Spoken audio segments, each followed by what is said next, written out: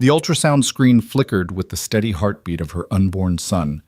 When Nora Whitmore heard the voice she thought she'd never hear again, the one that belonged to the father she'd spent 6 months hiding from. Lucien Moretti stood in the doorway of the Providence Clinic, his dark eyes fixed on her swollen belly, and in that instant, every carefully constructed lie shattered. The most dangerous man she'd ever loved had found her, and the secret she'd been protecting was written across her body in a way no false name could hide. If you're drawn to stories of second chances born from impossible choices, stay with me until the end. Hit that like button and drop a comment telling me what city you're watching from. I love seeing how far these stories travel. The Providence Women's Health Clinic smelled like antiseptic and lavender air freshener, a combination that had become oddly comforting to Nora Whitmore over the past 3 months. She lay on the examination table, her shirt pulled up to expose the round swell of her belly, while the ultrasound technician moved the wand across her skin with practiced efficiency. The monitor showed grainy black and white images that somehow resolved into the profile of a tiny face, a spine curved like a question mark, hands no bigger than flower petals. "There's the heartbeat," the technician said, her voice warm with the kind of professional enthusiasm that suggested she never tired of this moment. "Strong and steady at 142. Nora smiled, though her eyes stung with unexpected tears. 6 months ago, she wouldn't have believed she could feel this way, protective, hopeful, almost peaceful. 6 months ago, she'd been someone else entirely, living a different life in a different city, tangled up with a man whose darkness she'd been too blind to see until it was almost too late. "Everything looks perfect," the technician continued, pointing to various features on the screen. "Baby's measuring right on track for 28 weeks. Good fluid levels, placenta looks great." "You're doing an excellent job, Mama." The tears came then, silent and sudden. Nora wiped them away quickly, embarrassed by the surge of emotion. She'd been Julie Brennan for 6 months now, a quiet woman who worked the early shift at a bookstore on Benefit Street, who lived in a modest apartment near the Brown University campus, who attended prenatal yoga classes and smiled politely at neighbors without ever letting them get too close. Julie Brennan had no past, no complications, no secrets worth discovering. But underneath that carefully constructed identity, Nora Whitmore still existed, still remembered, still feared, still ran from ghosts that refused to stay buried. "Would you like some pictures?" the technician asked, already reaching for the printer. "Yes, please." The machine whirred, spitting out grainy images that Nora knew she would treasure despite their poor quality. She'd started a small album in her apartment, hidden in the back of her closet behind winter clothes she'd probably never need in Providence's mild climate. Pictures of the first ultrasound at 12 weeks, when the baby had been nothing more than a peanut-shaped blur. Pictures from 16 weeks, when she'd first been able to make out tiny hands and feet. Pictures from 20 weeks, when she'd learned she was having a boy and had to leave the clinic quickly before the technician saw her cry. A boy. A son. A tiny life that depended entirely on her ability to keep running, keep hiding, keep pretending that the past couldn't catch up if she just moved fast enough. The technician handed her a paper towel to wipe the gel from her stomach. "You can get dressed. Dr. Patterson will be in shortly to go over everything with you." "Thank you." Alone in the exam room, Nora pulled her shirt down and sat up slowly, her hand resting on the curve of her belly. The baby kicked, a flutter against her palm that still felt miraculous despite its frequency. She'd read that babies could hear voices now, could recognize their mother's heartbeat, could dream in the dark warmth of the womb. What did this little boy dream about? What kind of life did he imagine waiting for him on the other side of birth? Nora hoped he dreamed of safety, of ordinary things like playgrounds and birthday parties and bedtime stories, of a mother who loved him enough to give up everything she'd ever known to protect him, of a future uncomplicated by violence, power, and the kind of darkness that swallowed people whole. A knock at the door interrupted her thoughts. "Come in," she called, expecting Dr. Patterson's cheerful face. The door opened, and Lucien Moretti walked into the room. For a moment, Nora's brain refused to process what her eyes were seeing. It couldn't be real, couldn't be him. Not here, not now, not after 6 months of running and hiding and praying she'd covered her tracks well enough. But there was no mistaking that face, those eyes, the way he moved with the kind of confidence that came from never being told no, never being denied anything he wanted. He wore a dark suit that probably cost more than 3 months of her rent. His black hair slightly longer than she remembered. His jaw tight with an emotion she couldn't quite name. He looked older somehow, harder around the edges, as if the months since she'd seen him had carved away something essential and left only sharp angles in its wake. Their eyes met. The world stopped. "Hello, Nora." His voice was exactly as she remembered.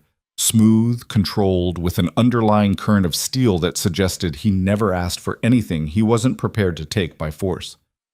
Hearing her real name spoken aloud after months of answering to Julie felt like a slap, like waking from a dream only to find the nightmare waiting on the other side. "Get out!" Her voice came out steadier than she felt, though her hands were shaking. "Get out right now." Lucien's gaze dropped to her belly, and something flickered across his face. Shock, rage, pain, all compressed into a single heartbeat before his expression went carefully blank. When he looked at her again, his dark eyes were cold enough to freeze blood. "How far along are you?" "That's none of your business." "How far along?" The deadly quiet of his tone made her stomach clench. This was the voice he used when issuing orders he expected to be obeyed without question. The voice that preceded violence like thunder before lightning. She'd heard it before, directed at men who'd made the mistake of crossing him, and had told herself that he would never use it on her. She'd been wrong about so many things. 28 weeks, she said, because lying seemed pointless now. "I'm due in January." She watched him do the math, watched the moment he arrived at the inevitable conclusion. His hands curled into fists at his sides, and for a terrible second she thought he might put them through the wall. But Lucien Moretti hadn't built an empire by losing control of his emotions, no matter how much fury burned beneath the surface. "It's mine." Not a question.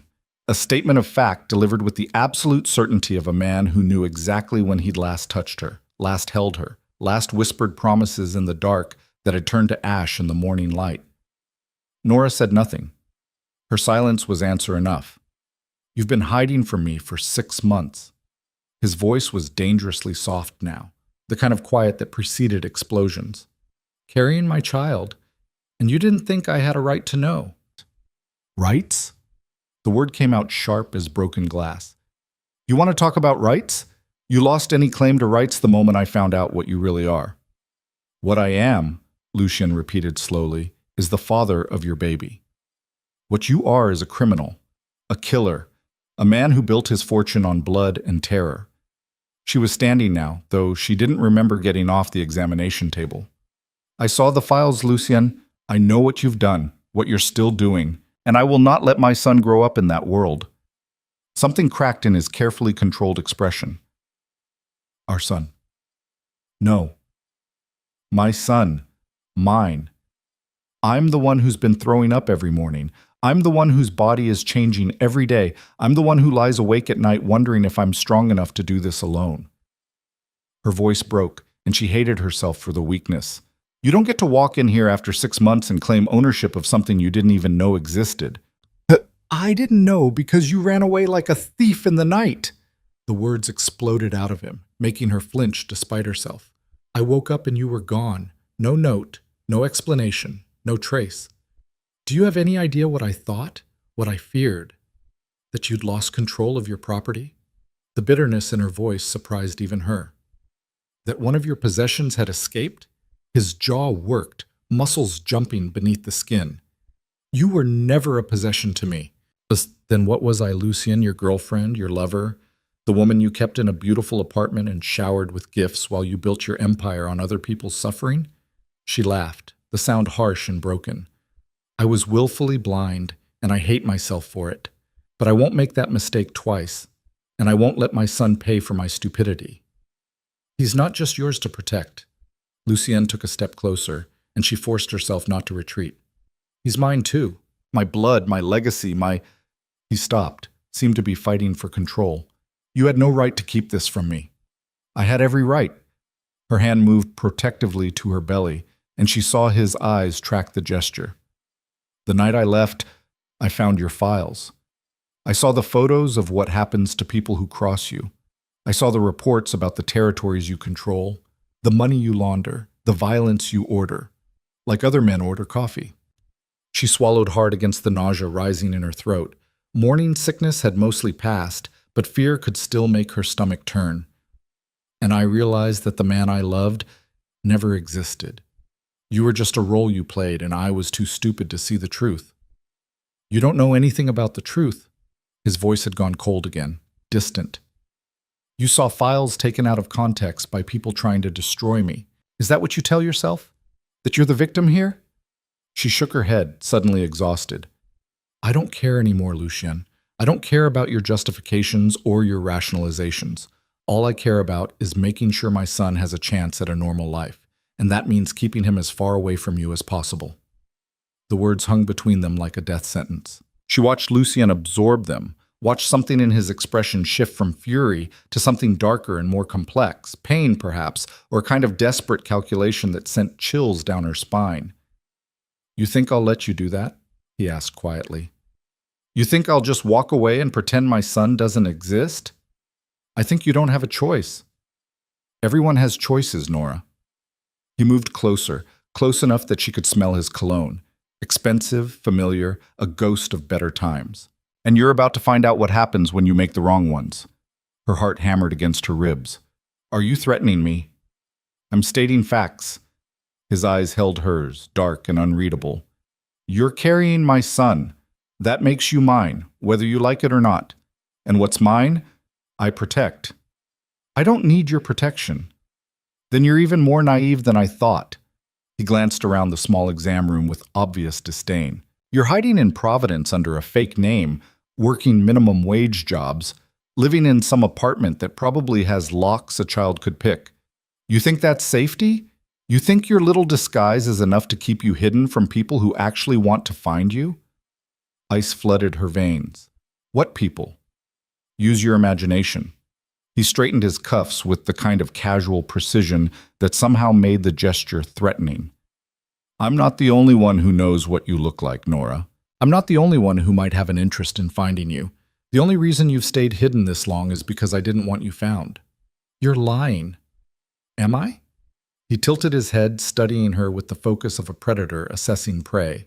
You think I couldn't have tracked you down in a week if I'd really wanted to? You used your real social security number to rent your apartment. Did you really think that wouldn't show up in the right databases? You kept your phone for 3 days before switching to a burner. That's 3 days of location data. You withdrew cash from your bank account in Hartford on your way here.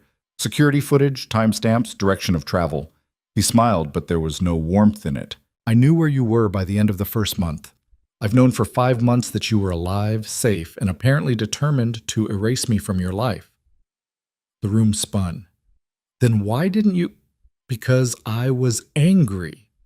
The admission seemed to cost him something. Angry enough to let you think you'd gotten away.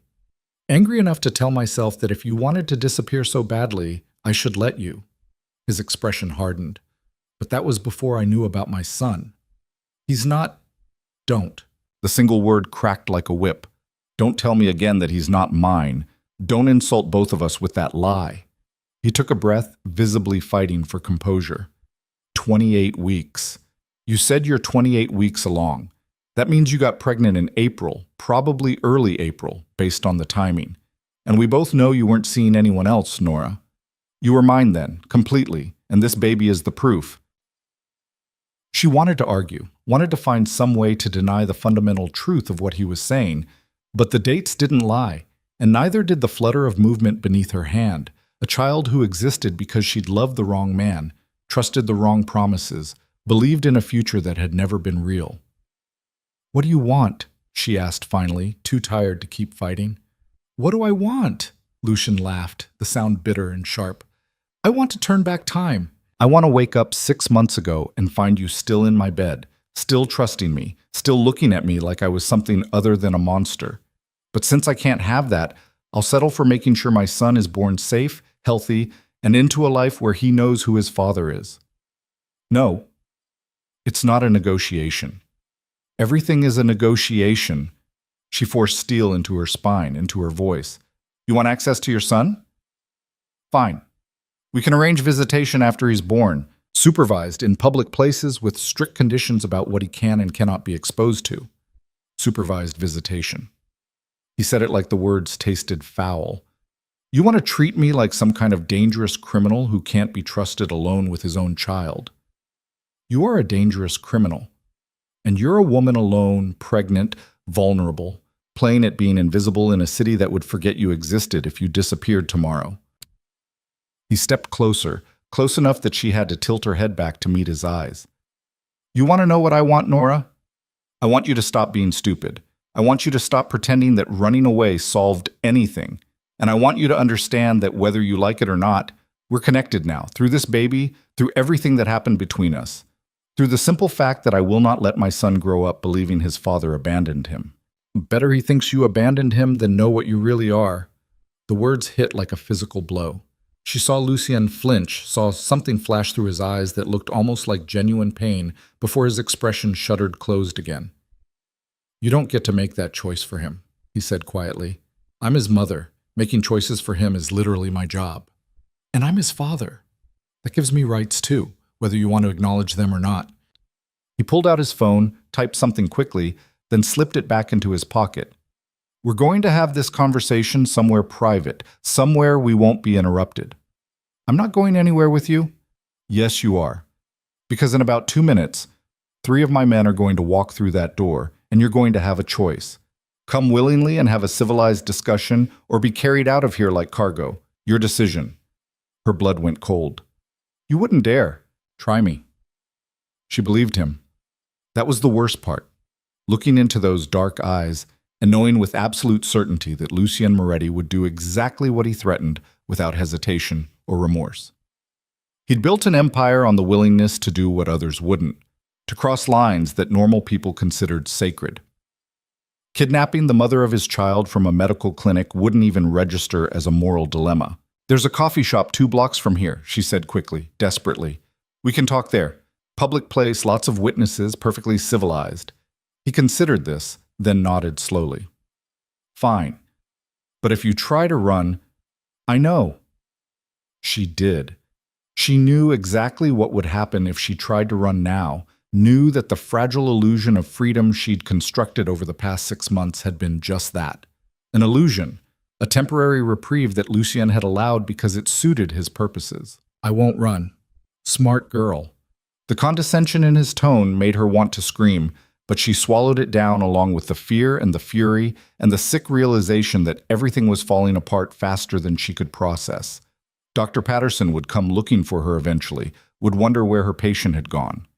The technician had her next appointment waiting. The normal machinery of normal life would continue without her, oblivious to the fact that Nora Whitmore's carefully constructed world was crumbling into dust. I need to get my things, she said. Lucien gestured toward the chair where she'd left her purse and jacket. Be my guest. She gathered her belongings with shaking hands, hyper-aware of his eyes following her every movement. The ultrasound pictures were still on the counter, those precious images of her son, evidence of the secret she'd tried so hard to keep. She reached for them automatically, but Lucien was faster. His hand closed over the printouts, and he studied them with an intensity that made her chest ache. She watched his expression change as he traced the outline of their baby's profile with one finger. Such a gentle gesture from hands she knew were capable of terrible violence. He looks like me, Lucien said softly. You can't possibly tell that from an ultrasound. I can tell. He looked up at her, and for just a moment the mask slipped enough for her to see the raw emotion underneath. Wonder, possessiveness, a fierce protectiveness that matched her own. He's mine, Nora. Mine. And nothing you do will change that. She wanted to argue, wanted to snatch the pictures away and run and keep running until she found someplace far enough away that even Lucien Moretti's power couldn't reach. But the baby kicked again, a reminder that running had never really been an option, not when she was carrying a part of him inside her, a connection that couldn't be severed by distance or denial. The coffee shop, she said quietly. 2 blocks west. I know the one. Of course he did. He probably knew every inch of this city, had probably been tracking her movements for months while she'd foolishly believed in her own invisibility. After you. The walk through the clinic felt surreal, like moving through a dream where everything looked normal but nothing made sense. The waiting room was full of pregnant women and their partners, all of them focused on magazines or phones or quiet conversations about nursery colors and baby names. None of them looked up as Nora passed by with a strange man at her back. Why would they? To the casual observer, they were just another couple navigating the complicated terrain of impending parenthood. If only they knew. The autumn air hit her like a slap when she stepped outside, cold enough to make her pull her jacket tighter around her shoulders. Providence in October was beautiful, all golden leaves and crisp blue skies, the kind of weather that made her think of pumpkin patches and apple cider and all the normal things she'd never get to do with her son. Not if Lucien had his way. Not if the past caught up with the present and dragged them both back into the darkness. Which way? Lucien's voice was neutral, conversational, as if they were old friends meeting for coffee instead of two people whose lives had collided in the worst possible way. Nora pointed west and started walking. He fell into step beside her easily, his presence both familiar and alien after 6 months apart. She'd forgotten how tall he was, how his very existence seemed to command space and attention. People moved out of their way without seeming to realize they were doing it, some instinct warning them that this was not a man to casually obstruct. "You look healthy," he said after half a block of silence. "The pregnancy suits you." She didn't know how to respond to that, so she said nothing. "Are you eating enough? Taking vitamins? Seeing the doctor regularly?" "I'm fine." "That's not what I asked." "Yes, Lucien, I'm taking care of myself and the baby. You don't need to worry." "I always worry." The admission came out rough, unpolished. "It's what I do." "You worry about assets and territories and who might be planning to betray you next. You don't worry about people." "You're not people." He caught her arm, gentle but firm, and she stopped walking despite herself. "You were never just people to me, Nora. You were—" He stopped, seemed to struggle for words. "You were everything." "Were," she repeated, past tense. "Because you chose to make it past tense." His grip tightened fractionally. "I never stopped, Nora. I never moved on, never looked elsewhere, never tried to replace you. For 6 months I told myself I hated you for leaving, that I was better off without you, that I should forget you ever existed. And then I walked into that clinic and saw you pregnant with my child, and I realized I'd been lying to myself the whole time." Her throat closed around words she couldn't speak. This was the Lucien she remembered from before, the one who could be devastatingly honest about his feelings, even while lying about everything else. The one who'd held her after making love and whispered promises he probably meant in the moment, before reality intruded and reminded him who he was, what he could never escape. "It doesn't matter," she managed finally. "What we felt or didn't feel for each other, it's irrelevant now. All that matters is the baby. Our baby deserves parents who aren't at war with each other. Our baby deserves to grow up safe. That's all I care about." "And you don't think I can keep him safe?" The question carried an edge of genuine hurt beneath the anger. "You think I'm incapable of protecting my own son?" "I think you live in a world where safety is an illusion and violence is currency. I think loving you would put a target on our son's back that would last his entire life." She pulled free of his grip and kept walking, needing movement to keep the panic at bay. "I know what happened to Vitelli's daughter, Lucienne. I know about the kidnapping, the ransom, the way they sent her back piece by piece until he paid. I know that's the world you exist in, and I won't subject my child to it." She heard his sharp intake of breath, felt the sudden tension radiating from him like heat. When he spoke again, his voice was deadly quiet. "How do you know about that?" "The files I found. The ones you kept in your office safe." She'd spent 3 sleepless nights reading those documents, learning exactly what kind of man she'd given her heart to. "You documented everything, every deal, every killing, every act of violence that built your empire. I don't know if it was arrogance or insurance, but you kept records of it all. Those files were encrypted. Your password was my birthday." The admission tasted like betrayal, even though she'd been the one betrayed. "It took me 10 minutes to figure out." The silence that followed was absolute. Nora risked a glance at Lucien and immediately wished she hadn't. His expression was carved from stone, beautiful and terrible in its fury. "You think you know me based on some files," he said finally, "based on records of business transactions taken completely out of context. Murder isn't a business transaction. Sometimes it is. No apology, no justification, just cold statement of fact. Sometimes violence is the only language certain people understand. Sometimes you have to do terrible things to prevent worse things from happening. And who decides what's worse? You? She stopped in front of the coffee shop, too agitated to go inside yet. You get to be judge, jury, and executioner because you've convinced yourself you're serving some greater good? I protect what's mine by killing anyone who threatens it, by doing whatever is necessary. He met her eyes without flinching. You want honesty, Nora? I'll give you honesty. Yes, I've killed people. Yes, I've ordered violence, orchestrated fear, built power through methods you find reprehensible, but I've never pretended to be anything other than what I am. You're the one who chose not to look too closely, who accepted the beautiful apartment and the expensive gifts and the comfortable life without asking too many questions about where it came from. The accusation hit home because it was true. She had been willfully blind, had chosen comfort over curiosity, had loved him without really knowing him because knowing meant confronting truths she wasn't ready to face. You're right, she said quietly. I was complicit in my own ignorance, but I'm not anymore, and I won't let my son pay for my mistakes. Our son, he corrected automatically. Then, softer. Can we please just talk? No more fighting, no more accusations, just talk. She looked at him, really looked, maybe for the first time since he'd walked into that exam room. He looked exhausted beneath the expensive suit and careful grooming, shadows under his eyes that suggested he'd been sleeping as poorly as she had. Whatever else he was, whatever darkness he carried, he was still the father of her child. That reality couldn't be denied or escaped. Fine, she said finally. We'll talk. The coffee shop was mercifully quiet. Just a handful of college students bent over laptops and a young mother with a sleeping infant in a carrier. Nora chose a table in the back corner as far from other customers as possible and sank into the chair with a gratitude that betrayed how much the confrontation had taken out of her. Lucien ordered for both of them without asking what she wanted. Herbal tea for her, black coffee for himself, exactly what they would have ordered 6 months ago when they'd been different people living different lives. The familiarity of it made her chest ache. Thank you, she said when he set the tea in front of her. He nodded and sat across from her, the small table feeling simultaneously too intimate and not enough barrier between them.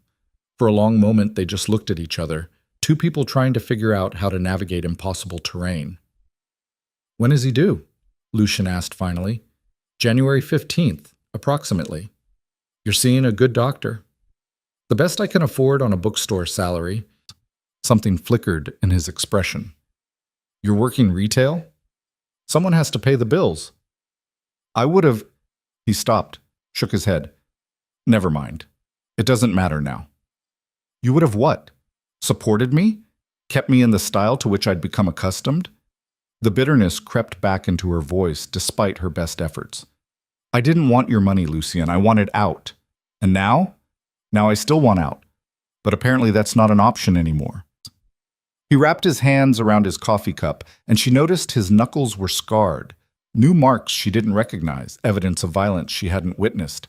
How many people had he hurt in the 6 months since she left? How many had he killed?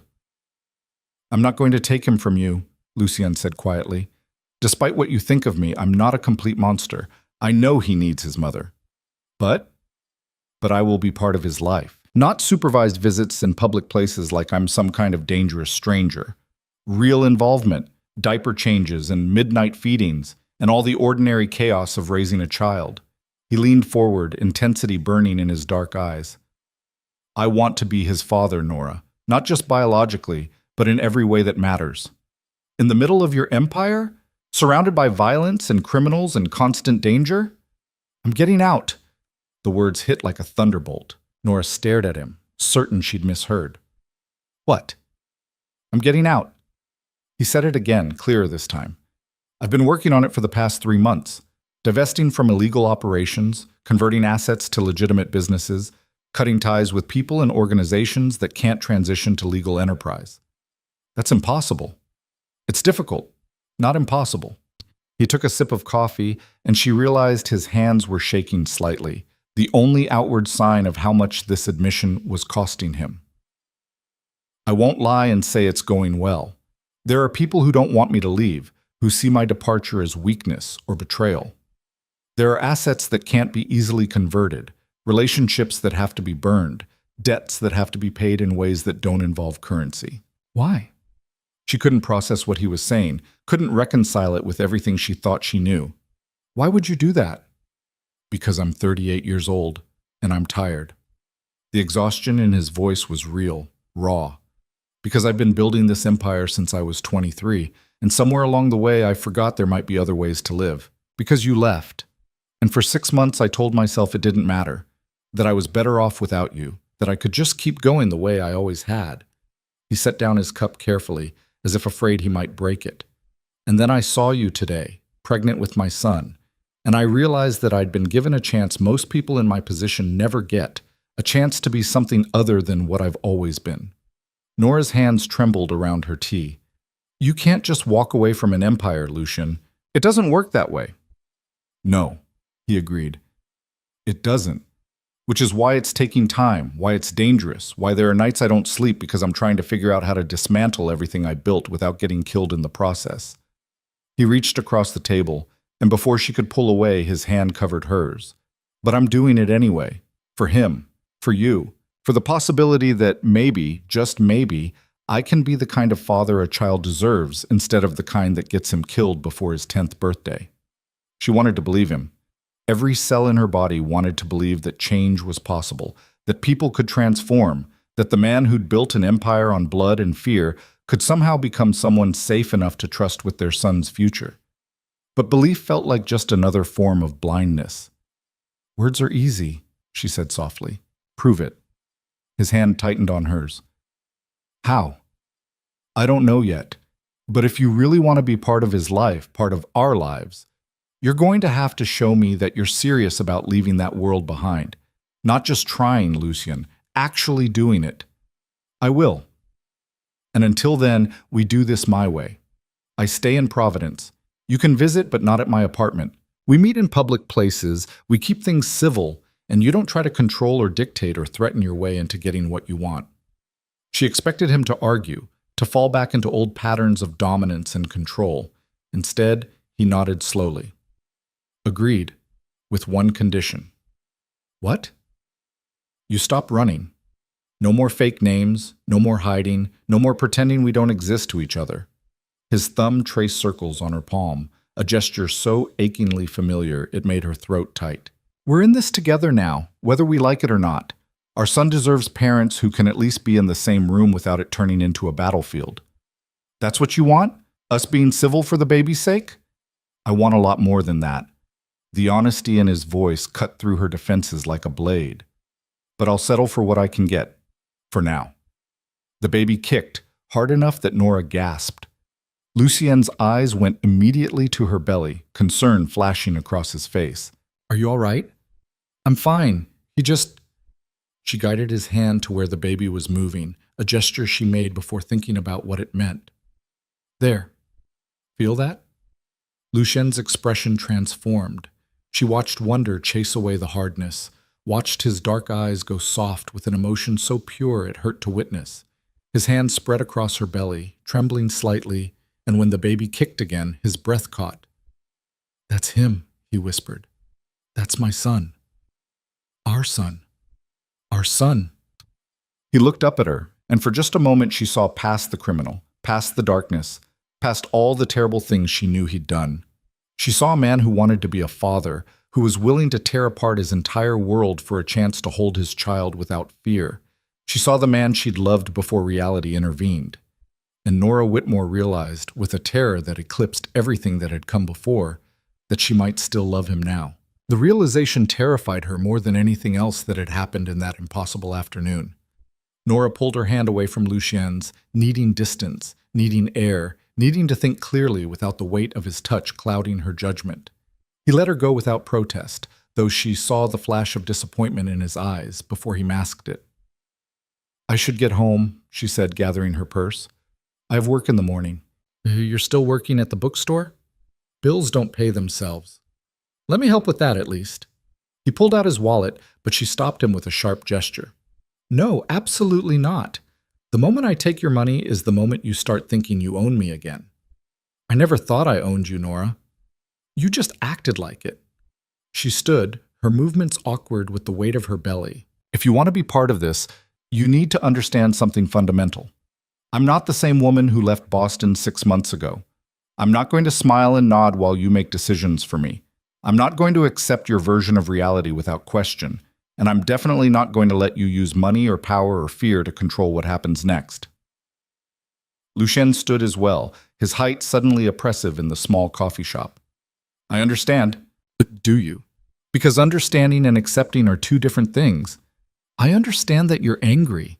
I understand that you're scared. I understand that from your perspective, I'm the villain in this story.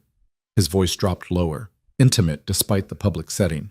But I also understand that we created a life together, and that gives both of us responsibilities we can't walk away from. So yes, Nora, I understand, whether you believe that or not. She wanted to argue, but exhaustion was creeping in at the edges of her consciousness. The confrontation had drained her more thoroughly than a full day of work ever could. All she wanted was to go home, lock her door, and pretend for a few hours that her carefully constructed world hadn't just imploded.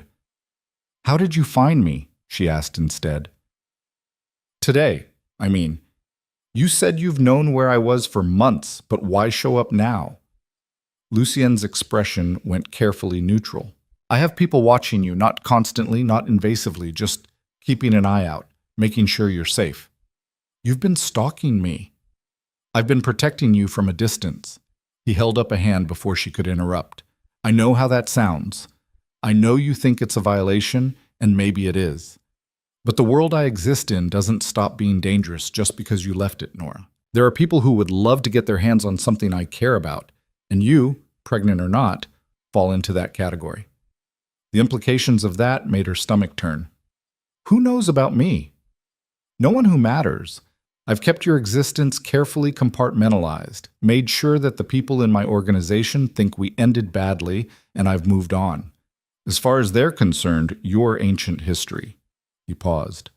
But that doesn't mean you're safe. It just means you're safer than you would be if they knew the truth. And now? Now that you know about the baby? Now everything changes. The words carried a weight that made her shiver. Now I have to figure out how to protect both of you while still dismantling an empire that doesn't want to be dismantled. Nora sank back into her chair, suddenly too tired to stand. This is insane, all of it. We're talking about criminal empires and protection and danger, like it's normal, like it's just part of everyday life. For me, it is. Lucien sat across from her again, his coffee long since gone cold. I was born into this world, Nora. My father was a soldier in the Moretti family, before it was my family. I grew up knowing that power was the only currency that mattered, that weakness got you killed, that loyalty was bought and sold like any other commodity. I didn't choose this life, it chose me long before I was old enough to understand what that meant. That doesn't excuse what you've become.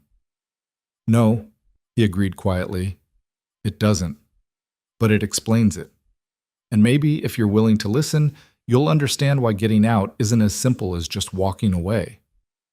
She should leave.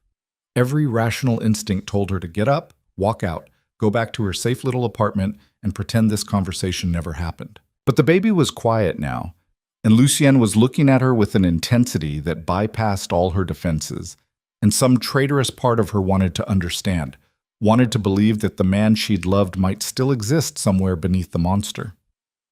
Tell me, she said softly. Tell me why it's so hard to leave. Lucien leaned back in his chair, his gaze distant, as if he was seeing something she couldn't. When you build power the way I have, you create a web of obligations and debts and dependencies that trap everyone involved. The people who work for me rely on me for their livelihoods, for their safety, for their sense of identity. The businesses I control, both legal and illegal, employ hundreds of people who have no idea they're part of a criminal organization. The politicians I've bought, the cops I've paid, the judges I own, they're all invested in maintaining the status quo because their careers, their fortunes, their futures depend on it.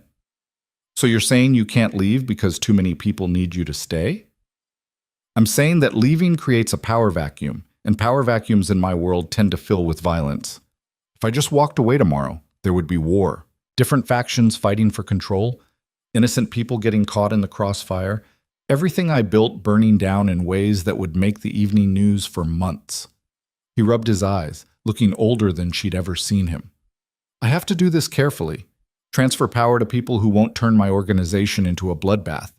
Convert assets in ways that protect the legitimate businesses and the people who depend on them. Make deals with law enforcement to ensure that when the transition happens, it doesn't end with everyone in prison or dead. Deals with law enforcement? You mean you're working with the FBI? Among others. The admission seemed to cost him something. I'm not proud of it. Cooperating with the feds goes against everything I was raised to believe. But if it means my son grows up with a father who isn't in prison or 6 feet underground, I'll swallow my pride and do what needs to be done. Nora tried to process this new information and found herself floundering. The Lucien Moretti she thought she knew would never cooperate with law enforcement, would die before he turned informant. But then, the Lucien she thought she knew hadn't been real, just a careful construction designed to hide the truth. How long? She asked. How long have you been planning this? 3 months, like I said, since late July. He met her eyes. I woke up one morning and realized I was 40 and alone, and that if I kept going the way I was going, I'd end up dead before 50. That's the average lifespan for men in my position, Nora. 50 years old. I started thinking about what that meant, about whether I wanted to spend the next decade looking over my shoulder and waiting for the bullet with my name on it, and I realized the answer was no. So this isn't about me, or the baby. You were already planning to get out before you knew. Does it matter? The question was genuine, not rhetorical. Does it change anything if my motivations were selfish before they became about you and our son?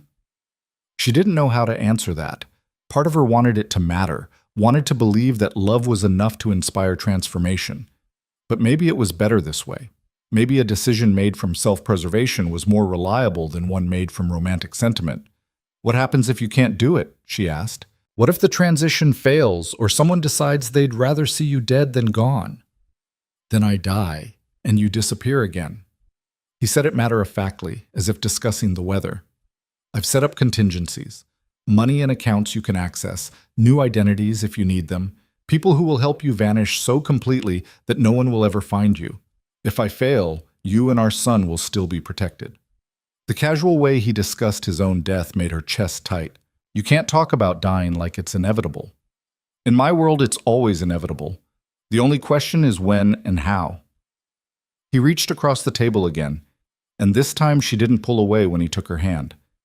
But I'm going to do everything in my power to make sure that when is decades from now, after I've watched my son grow up, after I've proven to you that I can be more than what I was.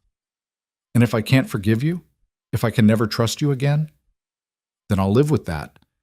His thumb traced patterns on her palm, gentle and hypnotic. I'll be the best father I can be, and I'll respect whatever boundaries you set, and I'll hope that maybe someday you'll see me as something other than the enemy. But even if you don't, even if you hate me for the rest of your life, I'll still be there for our son. That's not negotiable. Nora looked down at their joined hands and felt the weight of impossible choices pressing down on her. She could keep fighting, keep insisting on distance and boundaries and supervised visits. Or she could take a leap of faith that terrified her more than any physical threat. She could choose to believe that people could change, that love could redeem, that the future didn't have to be determined by the past. I need time, she said finally. Time to think, to process, to figure out what I'm willing to risk for our son's sake. How much time? I don't know. A few days? A week? She pulled her hand free and wrapped both arms around herself, suddenly cold despite the warmth of the coffee shop. This is all happening too fast. 6 hours ago, I was just Julie Brennan, living a quiet life and counting down to a delivery I thought I'd face alone. Now you're here, and everything's different, and I can't think straight. Lucien nodded slowly. I can give you a week. But Nora... He waited until she met his eyes. Don't run. Don't disappear again. Whatever you decide about us, about me, about how we're going to navigate this, decide it here, where I can reach you if something goes wrong. What could go wrong? The look he gave her was ancient and weary. Everything. Anything. The world I'm trying to leave doesn't let people go easily, and there are forces in motion that I can't completely control. If something happens, if you're in danger, I need to be able to get to you fast." Fear coiled in her stomach. "Are you saying I'm not safe anymore? That knowing about the baby puts me at risk?" "I'm saying that the risk has always been there, whether you acknowledged it or not. I'm just being honest about it now instead of letting you pretend otherwise." He stood, and she saw him scan the coffee shop with the automatic wariness of someone who'd survived by never letting his guard down. "I'm going to assign security to watch your apartment. You won't see them, won't know they're there, but they'll make sure no one gets to you who shouldn't." "Lucien, this isn't negotiable." Steel entered his voice, the command of a man used to being obeyed. "You can hate me for it later, but right now, while everything is in flux, you need protection whether you want it or not." She wanted to argue, wanted to maintain her independence and her illusion of control, but the baby kicked again, a reminder that this wasn't just about her anymore. She was responsible for a life that couldn't defend itself, and pride seemed like a poor shield against genuine danger. "Fine," she said quietly, "but they stay outside. No surveillance inside my apartment, no tracking my movements, no reporting back about who I see or what I do." "Agreed." He pulled out his phone and typed something quickly. "It's done. You're covered as of now." The speed with which he could mobilize resources was both impressive and terrifying.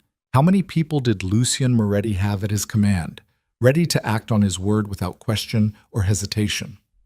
How deep did his influence run, and what would it cost him to tear all of that down? "I really do need to go home," Nora said, standing for the second time. "It's been a long day. I'll walk you." "That's not necessary." "Humor me." He gestured toward the door. "Besides, I'd like to see where you're living. Make sure it's secure." She almost laughed at the absurdity of it. Lucien Moretti, crime boss and killer, playing the concerned father-to-be and worrying about apartment security. But there was genuine concern in his eyes, and she was too tired to keep fighting every small battle. "It's not far," she said. 10-minute walk." They left the coffee shop together, stepping into the autumn evening that had crept up while they talked. The sun was setting, painting the sky in shades of orange and gold, and Providence looked almost magical in the fading light. Students hurried past on their way to evening classes or dinner with friends, their lives uncomplicated by criminal empires and impossible choices. Nora envied them with an intensity that surprised her. "Tell me about the bookstore," Lucien said as they walked. "What's it like?" The question was so normal, so divorced from everything else they'd discussed, that it took her a moment to formulate an answer. "It's small, independent. The owner is this 70-year-old woman named Margaret, who's been running it for 40 years and refuses to retire. We sell mostly used books, some new releases, and Margaret makes the best coffee in Providence, even though we're not technically a coffee shop." "You like it?" It wasn't a question, but she answered anyway. "I do. It's quiet and safe, and nobody asks questions I don't want to answer. Margaret hired me without checking references too carefully, and she pays me under the table so I don't have to worry about official paperwork." She glanced at him.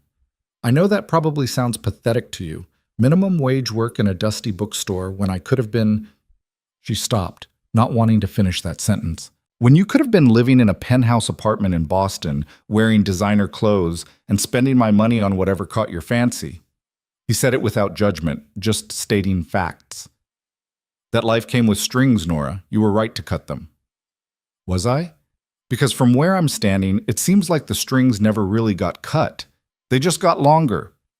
He didn't have an answer for that, and they walked in silence for another block. The neighborhood was nicer than Nora had expected when she first moved here.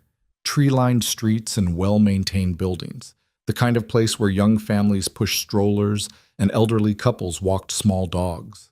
She'd chosen it specifically because it felt safe, normal, far removed from the world she'd left behind. Now Lucien Moretti was walking beside her, and that safety felt like another illusion dissolving in the fading light. "That one," she said, pointing to a brick building with bay windows and a small front garden. "Third floor." Lucien studied the building with an assessing eye that probably saw security flaws she'd never considered. "Exterior door lock?" "Yes. You need a key to get in." "Fire escape?" "On the back of the building. Why?" because fire escapes are easy access points for people who want to bypass the front door. He was already moving toward the building, and she followed reluctantly. Show me. Her apartment was exactly as she'd left it that morning, small, tidy, decorated with thrift store furniture and the kind of impersonal touches that suggested temporary residence rather than a real home. She watched Lucien examine everything with the thoroughness of a man cataloging weaknesses, and tried not to feel defensive about the modest space she'd carved out for herself. The locks are inadequate, he said after checking the windows. These latches wouldn't stop a determined teenager, let alone a professional. No one's trying to break into my apartment, Lucien. Not yet. He turned to face her. But if word gets out about the baby, if the wrong people decide that threatening my son is the best way to get to me, these locks won't even slow them down. The casual way he discussed potential threats to their unborn child made her nauseous. You're trying to scare me. I'm trying to be honest with you. There's a difference. He crossed to her, standing close enough that she had to tilt her head back to meet his eyes. I know you want to believe that leaving Boston meant leaving the danger behind, but it doesn't work that way. The only thing keeping you safe right now is that nobody knows you're important to me. The second that changes, you become a target. Then maybe you should stay away. Maybe the safest thing for our son is for you to have nothing to do with us. Pain flashed across his face, quick and sharp before he mastered it. Is that what you want? You want me to disappear, to pretend he doesn't exist, to let you raise him alone? I want him to be safe. Her voice broke on the last word. That's all I've ever wanted, and if you being in his life puts him in danger, me being in his life is the only thing that will keep him truly safe. Lucien cupped her face in his hands, the gesture both gentle and possessive. You think you can hide from my world, but you can't. It will find you eventually, whether I'm involved or not, because our son carries my blood, and that makes him part of it by birth. The only choice you have is whether he faces that world with his father's protection or without it. Tears stung her eyes. That's not fair. No, he agreed softly. It's not, but it's the truth, and I won't lie to you about it. Not anymore. She wanted to push him away, wanted to insist that he was wrong, that she could keep their son safe through sheer force of will and a different name in a different city. But looking into his eyes, she saw the absolute certainty of someone who knew exactly how the world worked and what it cost to survive in it. I hate this, she whispered. I hate that you're right. I hate that loving you means accepting things I never wanted to accept. I hate that our son will grow up knowing his father is... She stopped, unable to finish. Is what? A criminal? A killer? A man who built his fortune on other people's suffering. He said the words she couldn't, his voice rough with self-loathing. I know what I am, Nora. I've never pretended otherwise. Not to myself and not to you once you knew the truth. But I'm also a man who loves his son enough to tear apart everything he's built to give that boy a chance at a better life. That has to count for something. Does it? Or is it just another form of selfishness? You destroying your empire because you finally found something you want more than power? Maybe both. His thumbs brushed away tears she hadn't realized were falling. Maybe I'm selfish and calculating and every terrible thing you think I am, but I'm also his father, and I will do whatever it takes to protect him, even if that means protecting him from myself. The admission broke something inside her. She'd been so focused on seeing Lucien as the enemy, on maintaining her anger as armor against the complicated feelings she didn't want to examine, that she'd forgotten he was capable of this kind of raw honesty. The Lucien Moretti the world knew never showed vulnerability, never admitted doubt, never let anyone see the man beneath the monster. But here, in her small apartment with autumn light fading through the windows, he was just a man terrified of failing his child. 1 week, she said, her voice barely above a whisper. You give me 1 week to think about what happens next. No pressure, no manipulation, no showing up unannounced, and then we'll talk about how to move forward. 1 week, he agreed. But I'm upgrading your locks tomorrow, and the security detail stays. Those are non-negotiable. Fine. He leaned down, and for a heart-stopping moment she thought he was going to kiss her. But he pressed his lips to her forehead instead, a gesture so achingly tender it made her chest hurt. Take care of yourself, he murmured against her skin. Both of you. Then he was gone, and Nora was alone in her apartment with her thoughts and her fears and a future that felt more uncertain than ever.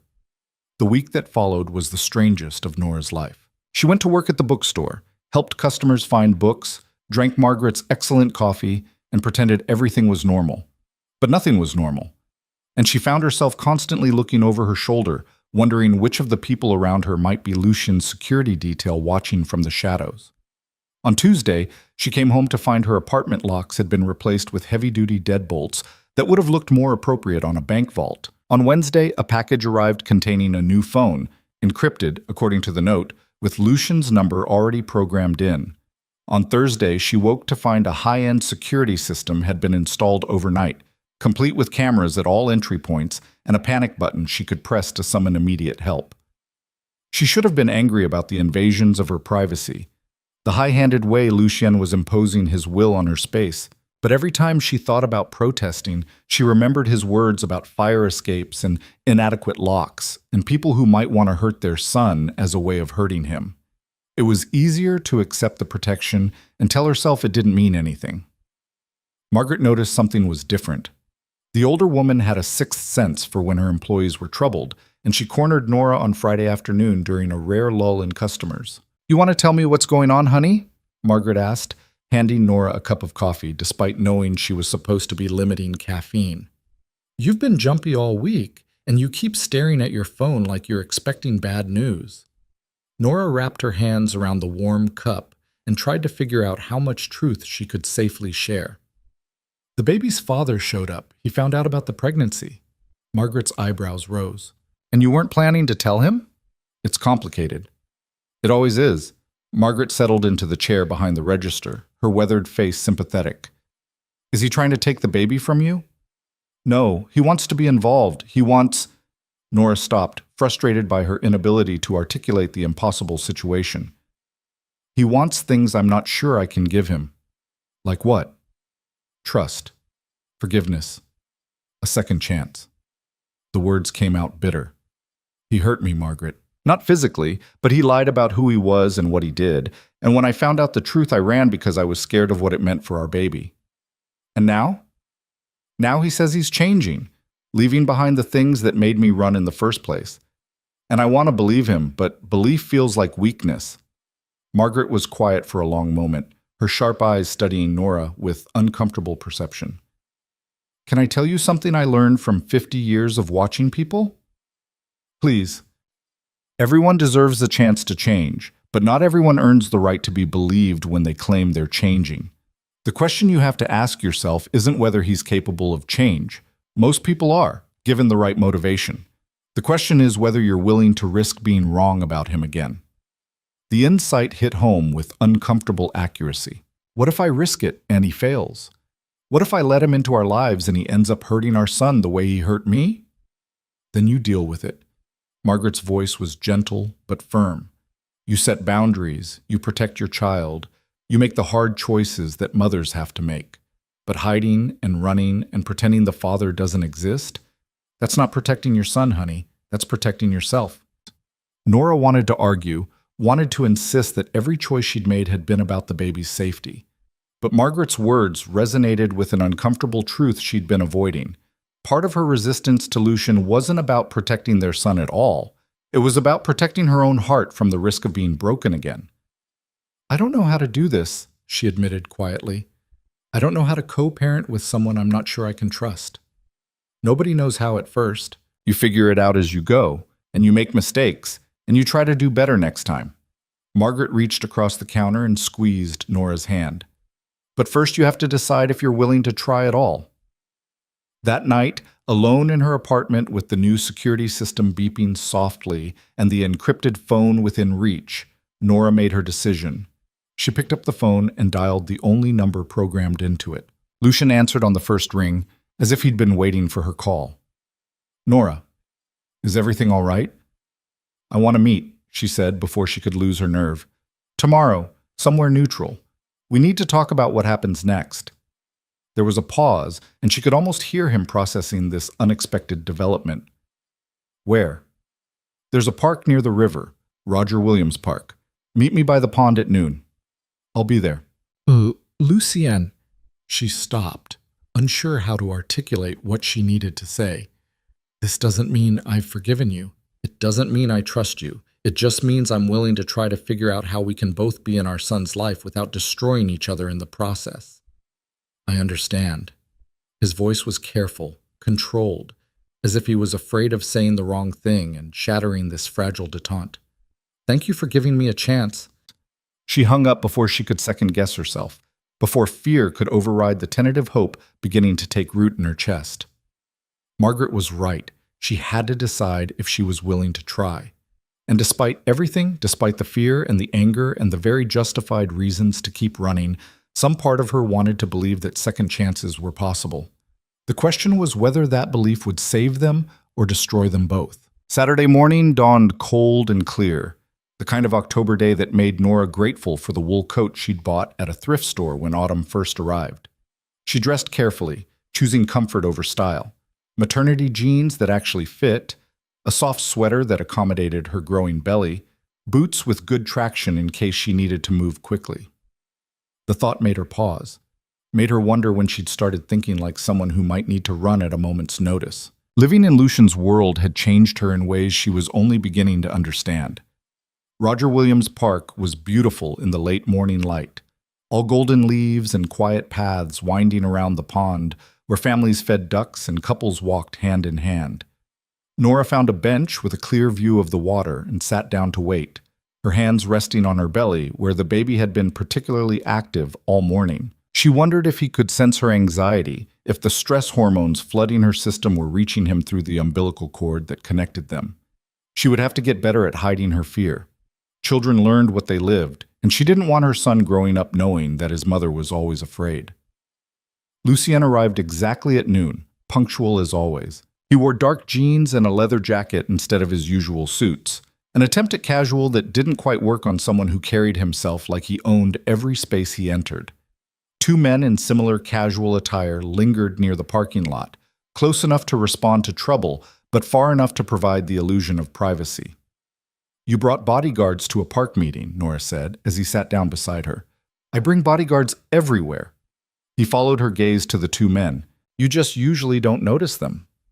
That's supposed to make me feel better? It's supposed to keep us alive. He turned his attention to her, and she saw the dark circles under his eyes that suggested he'd been sleeping as poorly as she had. Thank you for agreeing to meet. I almost didn't. The honesty came easier in the open air, with space between them and the autumn sun warm on her face. I spent all night coming up with reasons why this was a terrible idea. And yet you're here. And yet I'm here. She watched a family of ducks glide across the pond, the ducklings following their mother in a perfect line. I talked to someone, a friend. She helped me realize that I've been making decisions based on fear instead of what's actually best for our son. What did you decide? That I can't keep running forever. That whether I like it or not, you're his father.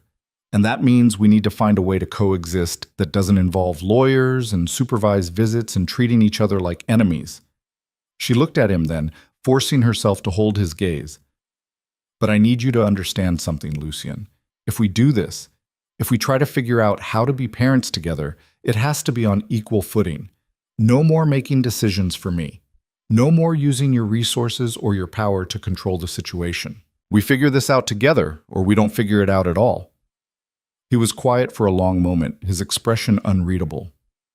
That's going to be difficult for me. I know. I'm used to controlling everything. It's how I've survived, how I've built what I have.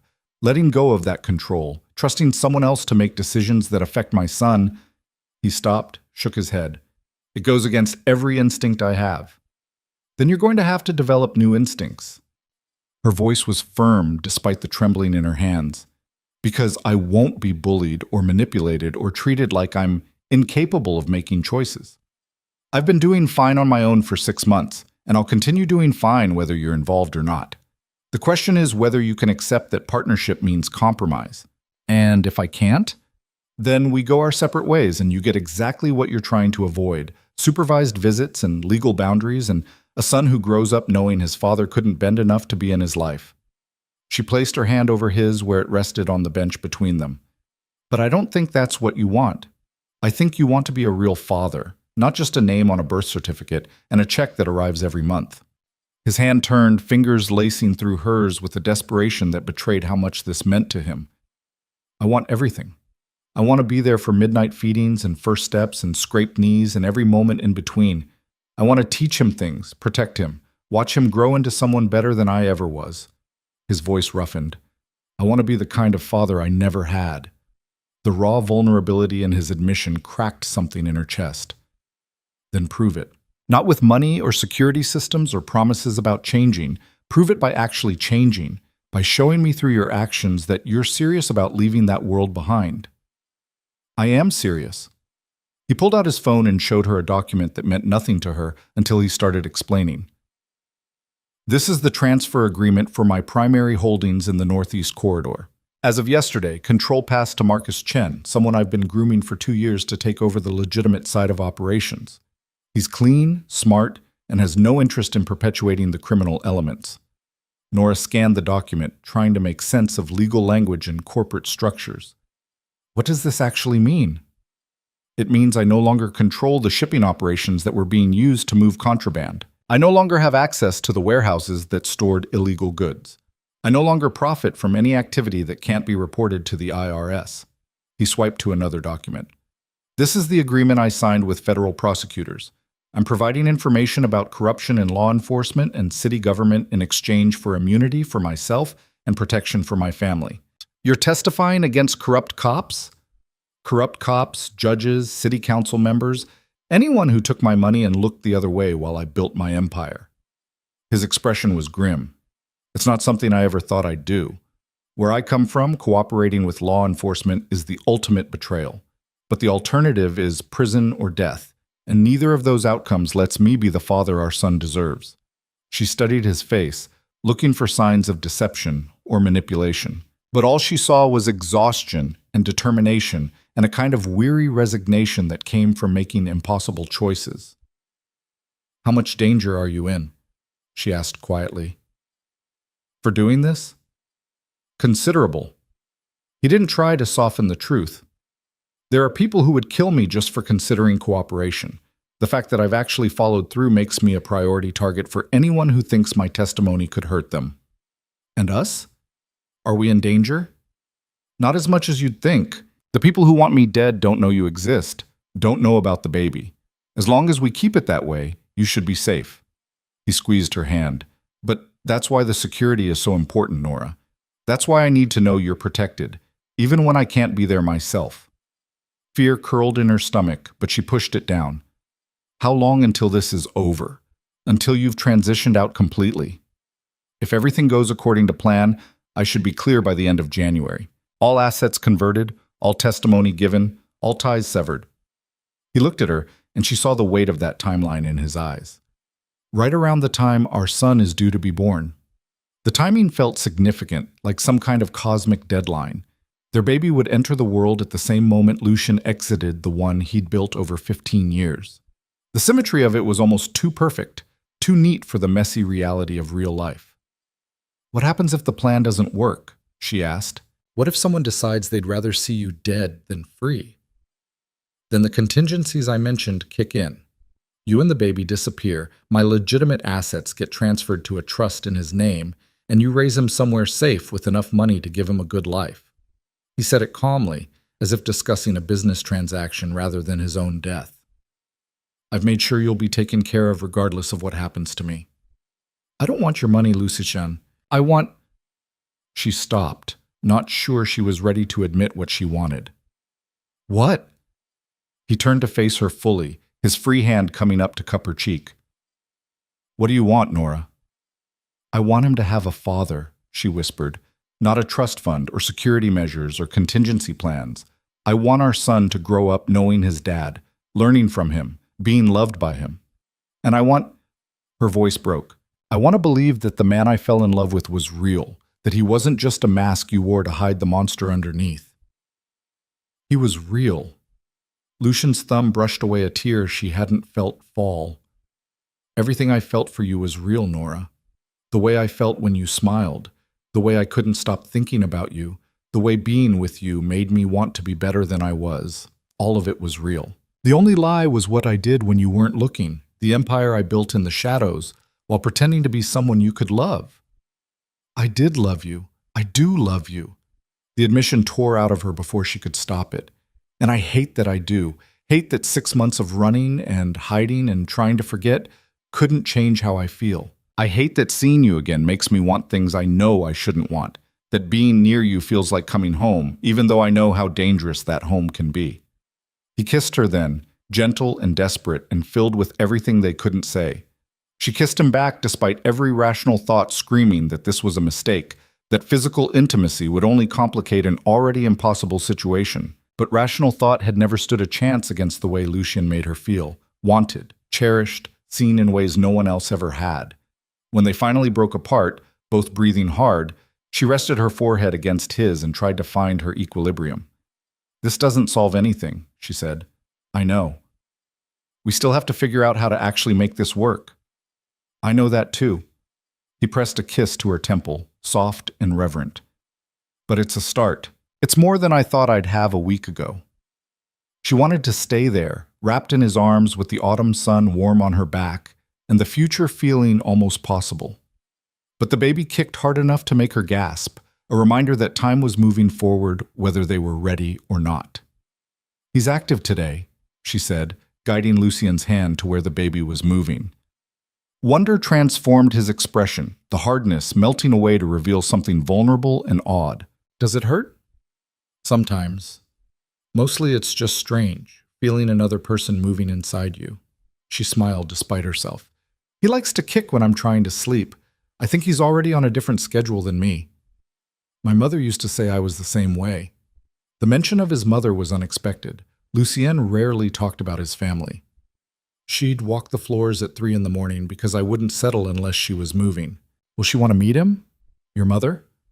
Something shuddered in his expression. "My mother died 6 years ago. Cancer." "I'm sorry. I didn't know." "No reason you would." He kept his hand on her belly, feeling the baby move.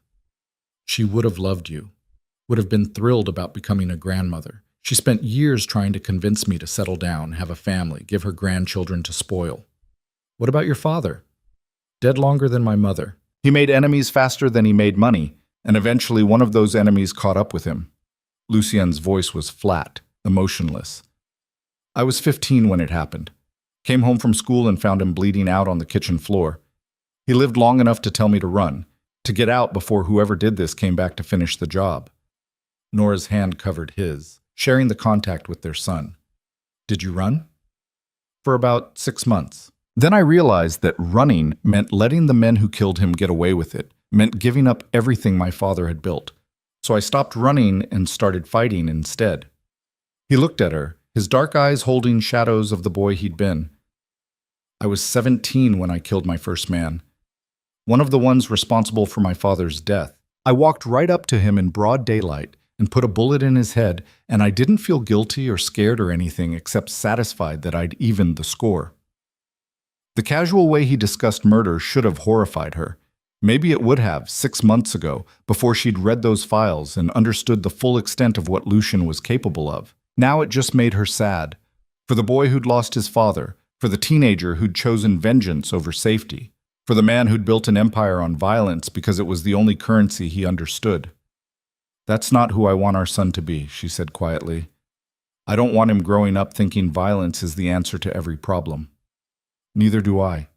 Lucien's hand pressed gently against her belly, as if he could shield their son from the truth of what his father had been. "That's why I'm getting out, Nora. Not because I suddenly developed a conscience or found religion or any of the other redemption stories people like to tell themselves. I'm getting out because I refuse to watch my son make the same mistakes I did, refuse to see him turn into the kind of man who sees murder as a reasonable business solution. People don't change overnight, especially people with your history." "No," he agreed, "they don't. Change is slow and painful and requires constant work. But I'm willing to do that work if it means my son doesn't have to." The baby kicked again, as if in response to his father's voice, and Nora felt something shift inside her, not just physically, but emotionally. Some barrier she'd been maintaining between them crumbled, allowing possibility to seep through the cracks. "I want to believe you," she said. "I want to believe that people can change, that love can redeem, that we can build something good out of this impossible situation. Then believe. He lifted her hand to his lips, kissing her knuckles with old-fashioned gallantry. Give me a chance to prove it, and I swear I won't waste it. Before she could respond, one of the bodyguards was approaching, his expression urgent. Lucien's entire demeanor changed instantly, the tender father-to-be disappearing behind the dangerous man who'd survived 15 years at the top of a criminal empire. What is it?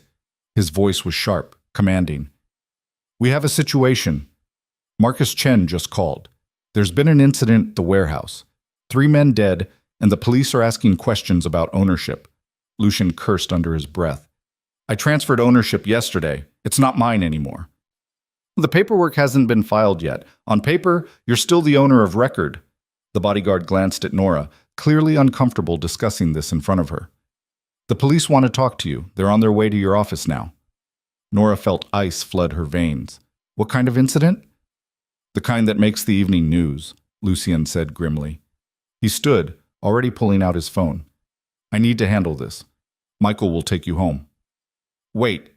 She grabbed his hand. You can't just leave without explaining what's happening. What's happening is that someone is trying to sabotage my exit by linking me to criminal activity I'm no longer involved in. He squeezed her hand briefly. I need to deal with this before it becomes a bigger problem. How big a problem are we talking about? His expression was grim. Big enough that I might not make it to our next meeting. Big enough that you should be prepared for things to get complicated fast. Fear gripped her. Lucien, listen to me. He cupped her face in his hands, urgent and intense.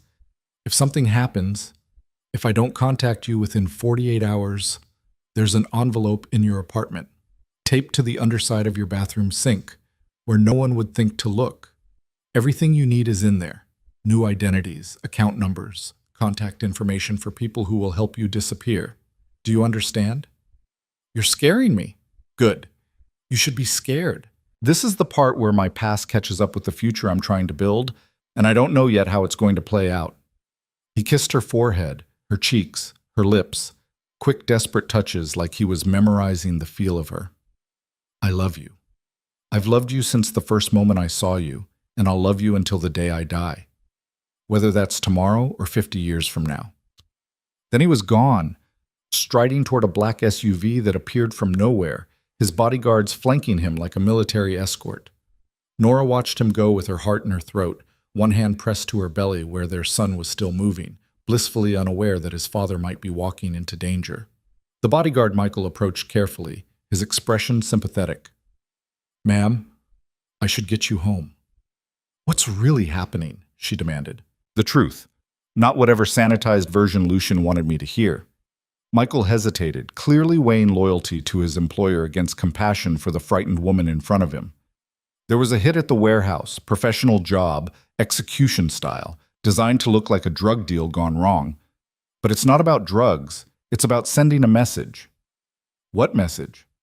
That Lucien Moretti doesn't get to just walk away, that the people he's testifying against aren't going to let him destroy them without a fight. Michael gestured toward a second SUV. We need to go, ma'am. Being out in the open like this makes you vulnerable. Nora let him guide her to the vehicle, her mind racing with implications she didn't want to examine. 3 men dead, police involvement, a message written in blood. This was the world Lucien lived in, the reality she'd been trying to escape, and it was catching up with them faster than either of them had anticipated. The drive back to her apartment passed in silence. Michael escorted her inside, checked every room with professional efficiency, then positioned himself outside her door like a sentinel. Nora locked herself in, checked the security system twice, and then sat down on her couch to process everything that had happened in the past 2 hours. She'd gone to the park planning to set boundaries, to establish rules for co-parenting, to figure out how to maintain emotional distance while still allowing Lucien to be part of their son's life. Instead, she'd admitted she still loved him, had kissed him in public, had listened to him talk about his violent past and his desperate attempts at redemption. And now he was walking into danger that might get him killed, and she was sitting in her apartment wondering if the envelope under her bathroom sink would end up being the last communication she ever received from him. The thought made her nauseous. She stumbled to the bathroom, falling to her knees in front of the toilet as morning sickness that should have passed months ago came roaring back with a vengeance. But this wasn't hormones, this was pure fear, the terror of losing someone she'd tried so hard to stop loving. When the nausea finally passed, she found herself reaching under the sink with trembling hands. The envelope was exactly where Lucian said it would be, sealed and marked with her name in his precise handwriting. She held it for a long moment, wondering if opening it would make everything too real, if keeping it sealed was a way of refusing to acknowledge that things might go catastrophically wrong. In the end, she opened it. Inside were multiple passports with different names and her picture, bank account numbers with balances that made her dizzy, and contact information for people identified only by first names and cities. But it was the letter that destroyed her, written in Lucian's hand and dated 3 weeks earlier. "Nora," it began, "if you're reading this, it means something went wrong with my transition out of the life. It means I'm either dead or in custody, and either way, I won't be there to protect you and our son the way I promised. I'm sorry for that. Sorry for dragging you into my world. Sorry for the danger my very existence puts you in. Sorry for not being strong enough or smart enough to find a way out that didn't end like this. But I need you to understand something. None of this is your fault. You didn't ask to fall in love with a criminal. You didn't know what I was when we started, and by the time you found out, it was too late. You were already pregnant, already tied to me in ways that can't be undone. I'm the one who brought this darkness into your life, and I'm the one who's responsible for whatever consequences follow. The information in this envelope will help you disappear. Use it. Take our son somewhere far away from Boston, from Providence, from anywhere my enemies might think to look. Change your name, change your appearance, change everything until you're someone completely new. And when our boy is old enough to ask about his father, tell him whatever you think is best. Tell him I was a good man who made bad choices. Tell him I loved him more than life itself. Tell him I died trying to give him a better world than the one I lived in. Or tell him nothing. Let him grow up thinking he never had a father, that you did this alone from the beginning. That might be easier, might spare him the complicated truth of what his father really was. I'll leave that choice to you. What I won't leave to chance is your safety, or his. The people listed in this envelope are loyal to me personally, not to the organization. They'll help you because I paid them to, because I made sure their families were taken care of, because they understand that protecting you is the last thing I'll ever ask of them. Trust them. They won't betray you. I love you, Nora. I loved you before I knew you were carrying my son, and I'll love you long after I'm gone. You were the best thing that ever happened to me. The only pure and good thing in a life filled with darkness. If I could go back and do things differently, I would. But since I can't, all I can do is make sure that my mistakes don't destroy you and our child. Be safe. Be happy. Build the life you deserve far away from the shadow of what I was. And if you ever think of me, try to remember the good moments before you knew the truth. Try to remember the man who loved you, even if you can't remember him with anything but regret. Always yours, Lucien. Nora read the letter 3 times before the tears came, hot and bitter and unstoppable. This was what he'd been carrying, the knowledge that every choice he made might be his last, that walking away from his empire might cost him everything, that the future he was trying to build with her could disappear in an instant of violence. And he was doing it anyway, for their son, for her, for the chance to be something other than what he'd always been. The baby kicked, bringing her back to the present. She pressed her hand to her belly and made a promise to the life growing inside her. Whatever happened next, whatever chaos Lucien's past brought into their lives, she would keep their son safe. She would be strong enough, smart enough, fierce enough to protect him from the darkness that came with being Lucien Moretti's child. But first she had to wait. Wait to see if Lucien survived whatever was happening at that warehouse. Wait to see if the police connection linked him to crimes he was trying to escape. Wait to see if the gamble he was taking on redemption would pay off or destroy them all. The waiting, she discovered, was the hardest part. Hours crawled by with no word, no update, no indication of whether the man she loved was alive or dead. She tried to eat but couldn't keep anything down, tried to sleep but startled awake at every sound, tried to read or watch television or do anything to distract herself from the terrible possibilities spinning through her mind. At midnight, her new encrypted phone finally rang. She grabbed it so fast she nearly dropped it, her hands shaking as she answered. "Lucien? It's me." His voice was rough, exhausted, but alive. I'm okay. The situation is contained. Relief hit her so hard she had to sit down. What happened? Long story. I'll explain when I see you, but Nora... He paused, and she heard something in his voice that made her chest tight. We need to talk. Soon. Things are accelerating faster than I anticipated, and we need to make some decisions about what happens next. What kind of decisions? The kind that affect where you live, how you live, and whether our son enters this world with any semblance of normal safety. He sighed, the sound carrying the weight of exhaustion. Can you come to Boston tomorrow? Every instinct screamed at her to refuse, to stay in Providence where she felt safe. But safety was an illusion now, had been an illusion all along. The only question was whether she faced the truth from a distance or stood beside Lucien while they navigated it together. I'll come, she said quietly. But Lucien, I found the envelope, I read your letter. Silence. Then, rough with emotion. And I'm not running anymore. Whatever happens next, we face it together. For our son's sake, if nothing else. Nora? Tomorrow, she interrupted, because if he started talking about love and sacrifice and all the reasons she should save herself, she'd lose her nerve. Tell me when and where, and I'll be there. He gave her an address and a time, made her promise to let Michael drive her, reminded her twice to be careful. And when they finally hung up, Nora sat alone in her apartment and wondered if she'd just made the bravest decision of her life or the most catastrophically stupid. Only time would tell. And time, she was learning, had a cruel way of revealing truths that were better left hidden. The drive to Boston took 90 minutes through November rain that turned the highway into a ribbon of gray reflecting brake lights and anxiety. Nora sat in the back of the SUV while Michael navigated traffic with the calm efficiency of someone who'd done this 1,000 times and tried not to think about all the ways this could go catastrophically wrong. She was returning to the city she'd fled 6 months ago, walking back into Lucien's world with her belly swollen with his child and her heart full of feelings she couldn't afford to examine too closely. The smart thing would be to turn around, to maintain the distance she'd worked so hard to establish. But wisdom had never been her strong suit where Lucien Moretti was concerned, and their son deserved better than parents who communicated through lawyers and fought over custody from opposite sides of a courtroom. The address Lucien had given her wasn't the penthouse apartment where she'd lived with him, wasn't any of the properties she recognized from her time in Boston. Instead, Michael pulled up to a converted brownstone in the South End, the kind of building that housed young professionals and families rather than criminals and their mistresses.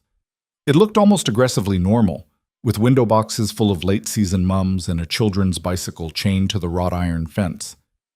He's inside, Michael said, opening her door.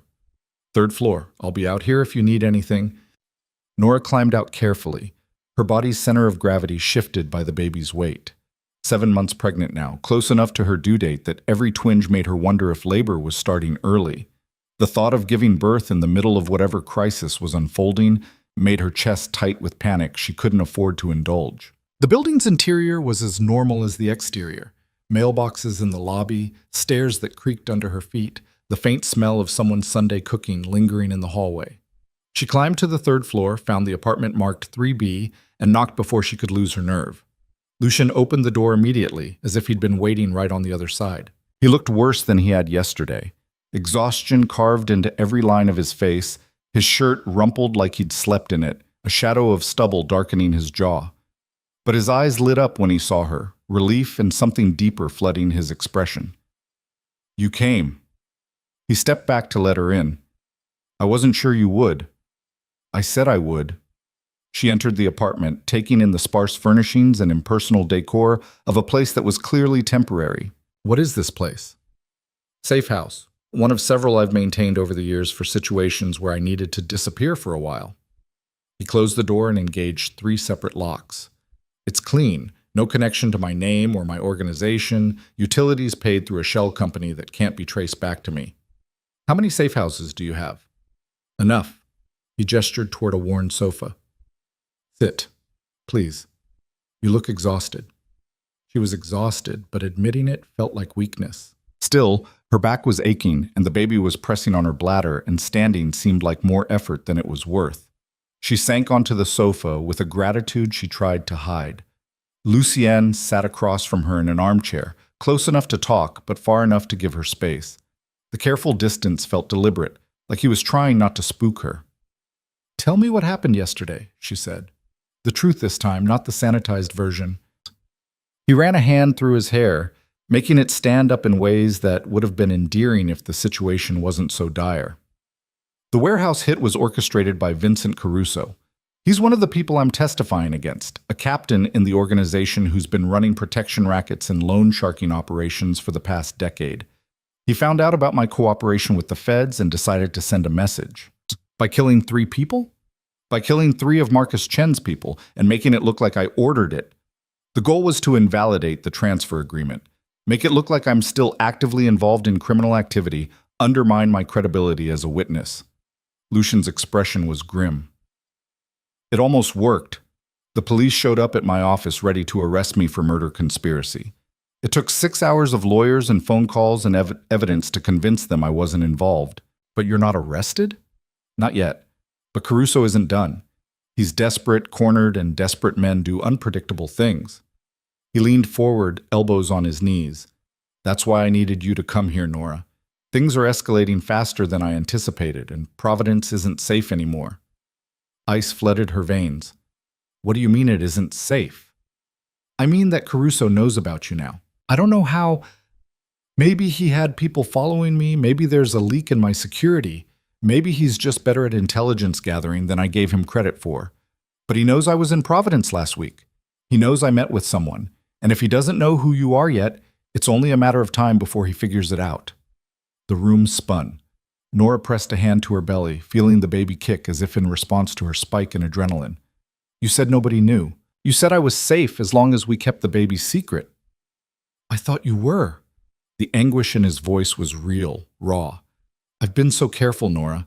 So careful to keep you compartmentalized, to make sure no one in my organization knew you existed. But Caruso has resources I didn't account for, and now... He stopped, looked away. Now I have to figure out how to protect you from a man who has nothing to lose and every reason to hurt me through the people I love. What are my options?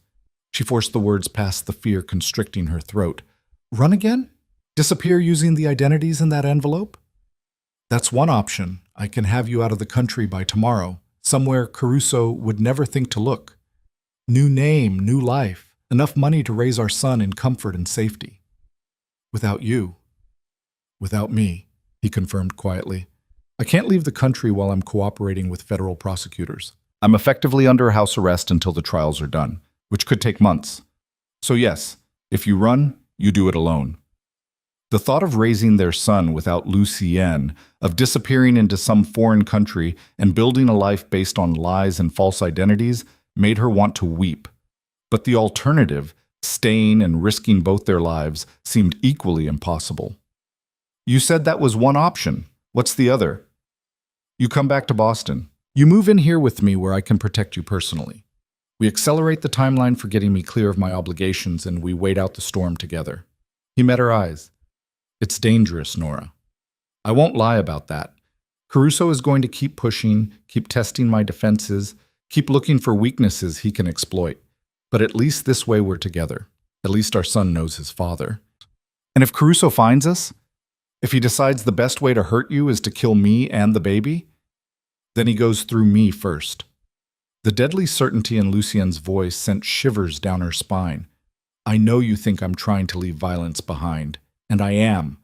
But that doesn't mean I've forgotten how to protect what's mine. Anyone who tries to hurt you or our son will learn exactly why people feared me enough to build an empire. She should have been horrified by the casual way he discussed violence. Should have been running for the door and the relative safety of Michael's SUV. But instead she felt something shift inside her. Not acceptance exactly, but understanding. Lucian Moretti was a dangerous man, had always been a dangerous man, and that danger was part of what made him capable of protecting their son in ways ordinary fathers never could. If I stay, she said carefully, we do this right. No more secrets, no more lies, no more finding out important information after the fact. You tell me everything, every threat, every move Caruso makes, every development in your cooperation with the feds. I need to know what we're facing if I'm going to help you face it. Agreed. He moved to sit beside her on the sofa, close enough that she could feel his warmth. Full transparency from now on. You're my partner in this, not someone I need to protect from the truth. And when the baby comes, what happens then? When the baby comes, we figure out how to be parents while finishing what I started. We take shifts on night feedings and diaper changes and all the ordinary chaos of a newborn, and we do it together instead of you struggling alone in Providence while I send money and visit on weekends.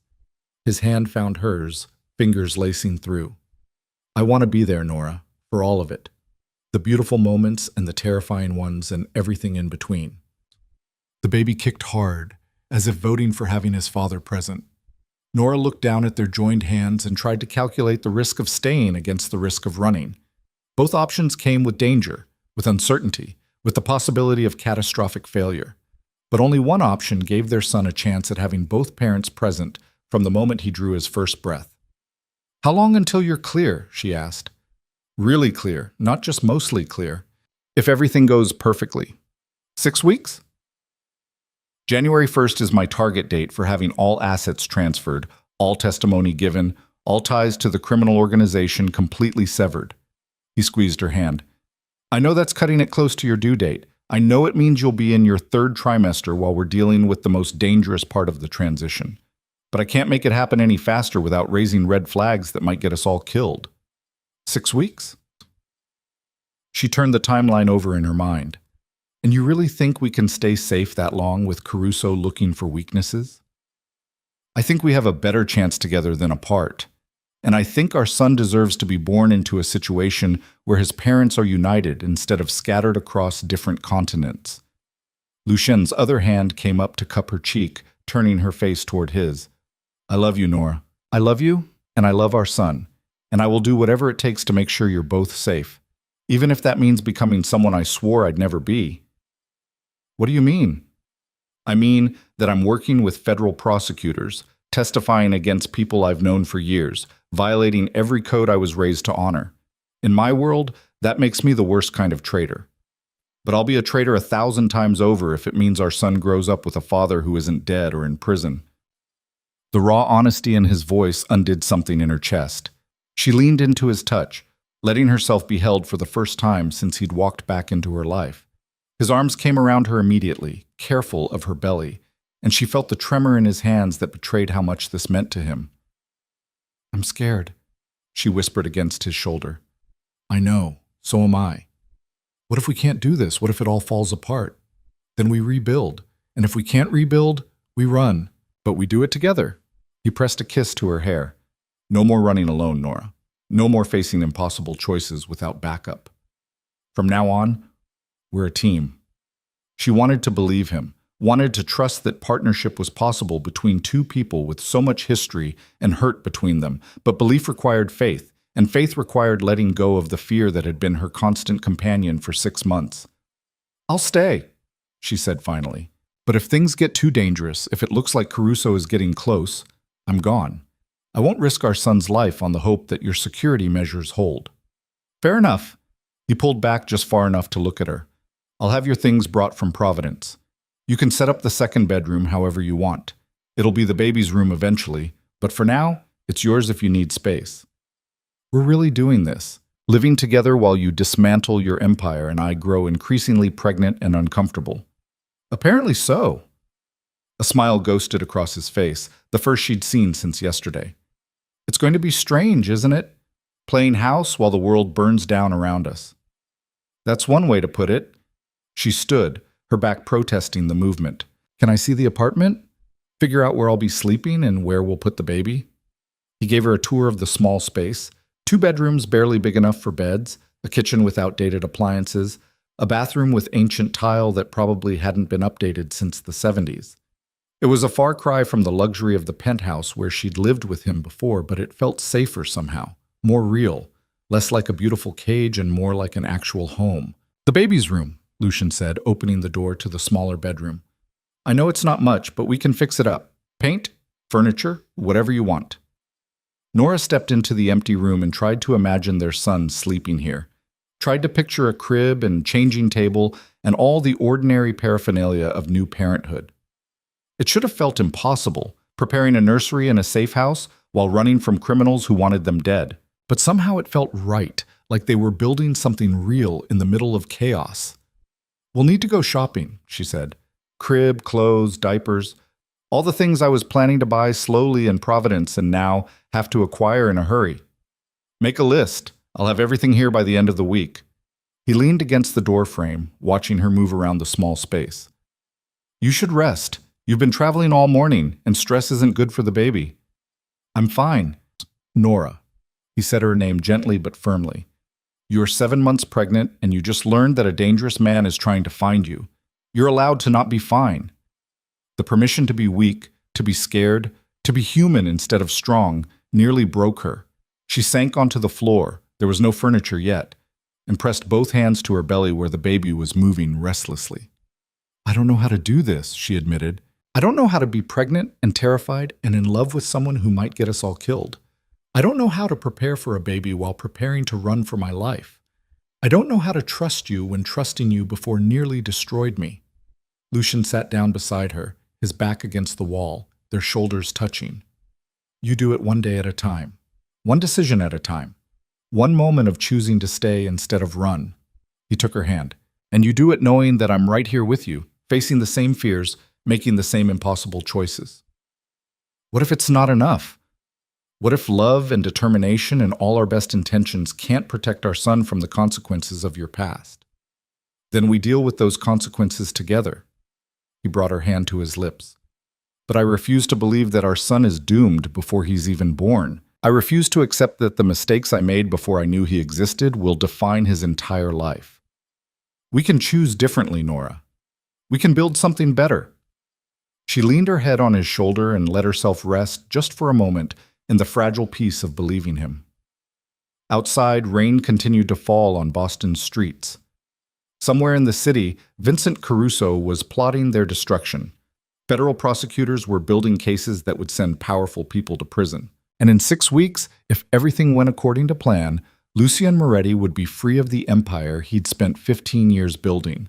But right now, in this moment, they were just two people sitting in an empty room, preparing to become parents while the world burned around them. The next 3 weeks blurred together in a strange mix of domesticity and danger. Nora moved into the safe house completely, abandoning her Providence apartment without regret. Her belongings arrived in boxes that she unpacked slowly, finding places for her books and clothes in drawers and closets that had to accommodate Lucien. And things, too. They developed routines: coffee in the morning, quiet dinners cooked together in the cramped kitchen, evenings spent reading or talking or just existing in the same space. It would have felt almost normal, if not for the constant presence of security. Michael and 2 other guards maintained 24-hour surveillance. Lucien's phone rang at all hours with updates from his lawyers, his accountant, his federal handlers. And every few days, another piece of his empire crumbled away. Assets transferred, operations shut down, people moving on to different organizations or different lives. Nora watched it all with a mixture of fascination and horror. This was what dismantling power looked like. Not dramatic or cinematic, just a slow, grinding process of paperwork and phone calls and difficult conversations. Lucien spent hours each day in meetings she wasn't allowed to attend, came back looking hollowed out and ancient, and then somehow found the energy to ask about her day and feel the baby kick, and help her assemble the crib that arrived in a dozen confusing pieces. "I think Part C is supposed to connect to Part F," she said one evening, frowning at the incomprehensible instructions. "Part C doesn't fit Part F. We're missing a piece." Lucien examined the hardware with the same intensity he probably brought to criminal enterprises. "Did we use all the screws in bag 2? "I think so. Maybe. I can't tell anymore." She laughed despite herself. "This is absurd. You've orchestrated million-dollar deals and coordinated complex criminal operations, and you can't figure out how to assemble a crib." Criminal operations came with better instructions. But he was smiling, the stress of the day momentarily forgotten. "And usually I had people to do this kind of thing for me." "Well, you're going to be a hands-on father now. Better get used to doing things yourself." "Is that what I'm going to be?" He looked up from the crib parts, his expression vulnerable. "A hands-on father? If you want to be." She moved closer, running her hand through his hair in a gesture that had become familiar over the past weeks. You've been here every day, Lucien. You've come to doctor's appointments and helped me pick out baby clothes and assembled furniture badly. That's what hands-on fathers do. I'm terrified I'm going to screw it up. The admission came out rough. That I'll be too damaged from my past, too violent in my instincts, too broken to be what he needs. You think I'm not terrified too? I'm 26 years old and about to be responsible for another human life. I have no idea what I'm doing. She cupped his face in her hands, making him meet her eyes. But we'll figure it out together. We'll make mistakes and learn from them and do better next time. That's all any parent can do. He kissed her then, slow and deep, and filled with everything they'd been dancing around for weeks. The attraction had never died, had never even dimmed, despite 6 months apart and all the reasons they should hate each other. And now, living together, sharing space and meals, and the intimate details of daily life, that attraction had been building pressure like water behind a dam. Nora, he murmured against her lips. We shouldn't. Why not? She kissed him again, harder this time. We're adults. We're having a baby together. We're living in the same apartment. Why shouldn't we acknowledge that we still want each other? Because I don't want to complicate things. Because you need to be able to leave if things go wrong. And if we... He stopped, seemed to struggle for words. I don't want you to stay out of some misguided sense of obligation or because we're sleeping together again. Is that really what you think? That I'd stay because of sex? She pulled back, hurt and insulted. I'm here because I choose to be. Because our son deserves both his parents. Because despite everything, I still believe you're capable of changing. Sex has nothing to do with it. Then why bring it up? Because I'm tired of pretending we don't feel anything. Tired of dancing around the fact that I still love you even though I probably shouldn't. Tired of sleeping alone in the next room when what I really want is to fall asleep in your arms. Her voice cracked. I've been alone for 6 months, Lucien, and I'm tired of being alone. He stood, pulling her up with him, and for a moment she thought he was going to argue, to maintain the careful distance they'd been preserving. But instead he kissed her with a desperation that matched her own, his hands careful on her body, as if she was something precious he was afraid of breaking. If we do this, he said against her mouth, we do it right. No halfway measures, no pretending it doesn't mean anything. I love you, Nora. I've loved you since the beginning, and I'm tired of pretending otherwise. Then stop pretending. She took his hand and led him toward his bedroom, toward the bed they'd been carefully not sharing. Show me. They made love slowly, carefully, with an intensity born from months of separation and the knowledge that every moment together was borrowed time. Lucien touched her like she was sacred, mapping every change pregnancy had wrought on her body with reverent attention. And when they finally came together, it felt like coming home, like all the pieces that had been scattered finally sliding back into place. Afterward, lying in his arms with the baby kicking between them, Nora felt something like peace settle over her. This was what she wanted. Not the danger or the chaos or the constant fear, but this. Lying beside the man she loved, feeling their son move inside her, believing that the future might actually be possible. What are you thinking? Lucien asked, his hand tracing lazy patterns on her bare shoulder. That I'm happy. Right now, in this moment, I'm happy. She turned to face him. That's strange, isn't it? Being happy in the middle of all this chaos? Not strange. Human. He kissed her forehead. We're allowed to find joy wherever we can, even when the world is falling apart around us. The moment shattered 3 hours later when Lucien's phone rang with news that sent him into immediate crisis mode. Nora watched him transform from relaxed lover to dangerous operative in the space of a heartbeat, saw the careful mask slam down over the vulnerability he'd been showing her. What happened? She asked as he pulled on clothes with military efficiency. Caruso made a move, tried to hit one of the prosecutors building the case against him. But Lucien was already calling his security team, issuing orders in the clipped tones of command.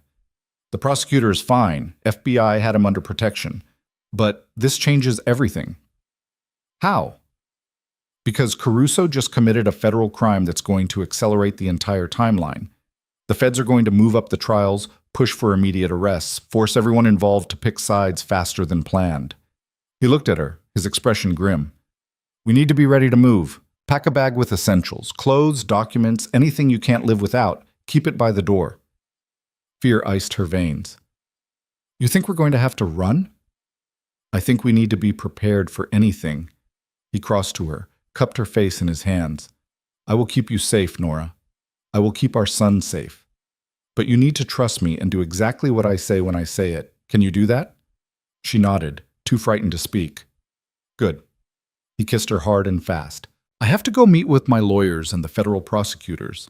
Michael will stay with you. Don't leave the apartment. Don't answer the door for anyone. And if something feels wrong, use the panic button. Then he was gone, and Nora was alone with her fear and the baby kicking restlessly inside her. She did as Lucien instructed, packing a bag with the essentials she'd need if they had to disappear. Clothes that would fit her expanding body, copies of medical records, the ultrasound pictures she couldn't bear to leave behind. She checked the panic button 3 times, making sure she knew exactly how to activate it, if needed. The hours crawled by with no word from Lucien.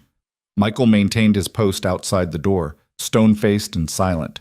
Nora tried to eat, but her stomach rejected everything, tried to sleep but startled awake at every sound. The baby seemed to sense her distress, moving almost constantly, as if he was trying to reassure her that he was still there, still okay. At 3 a.m, Lucien finally returned.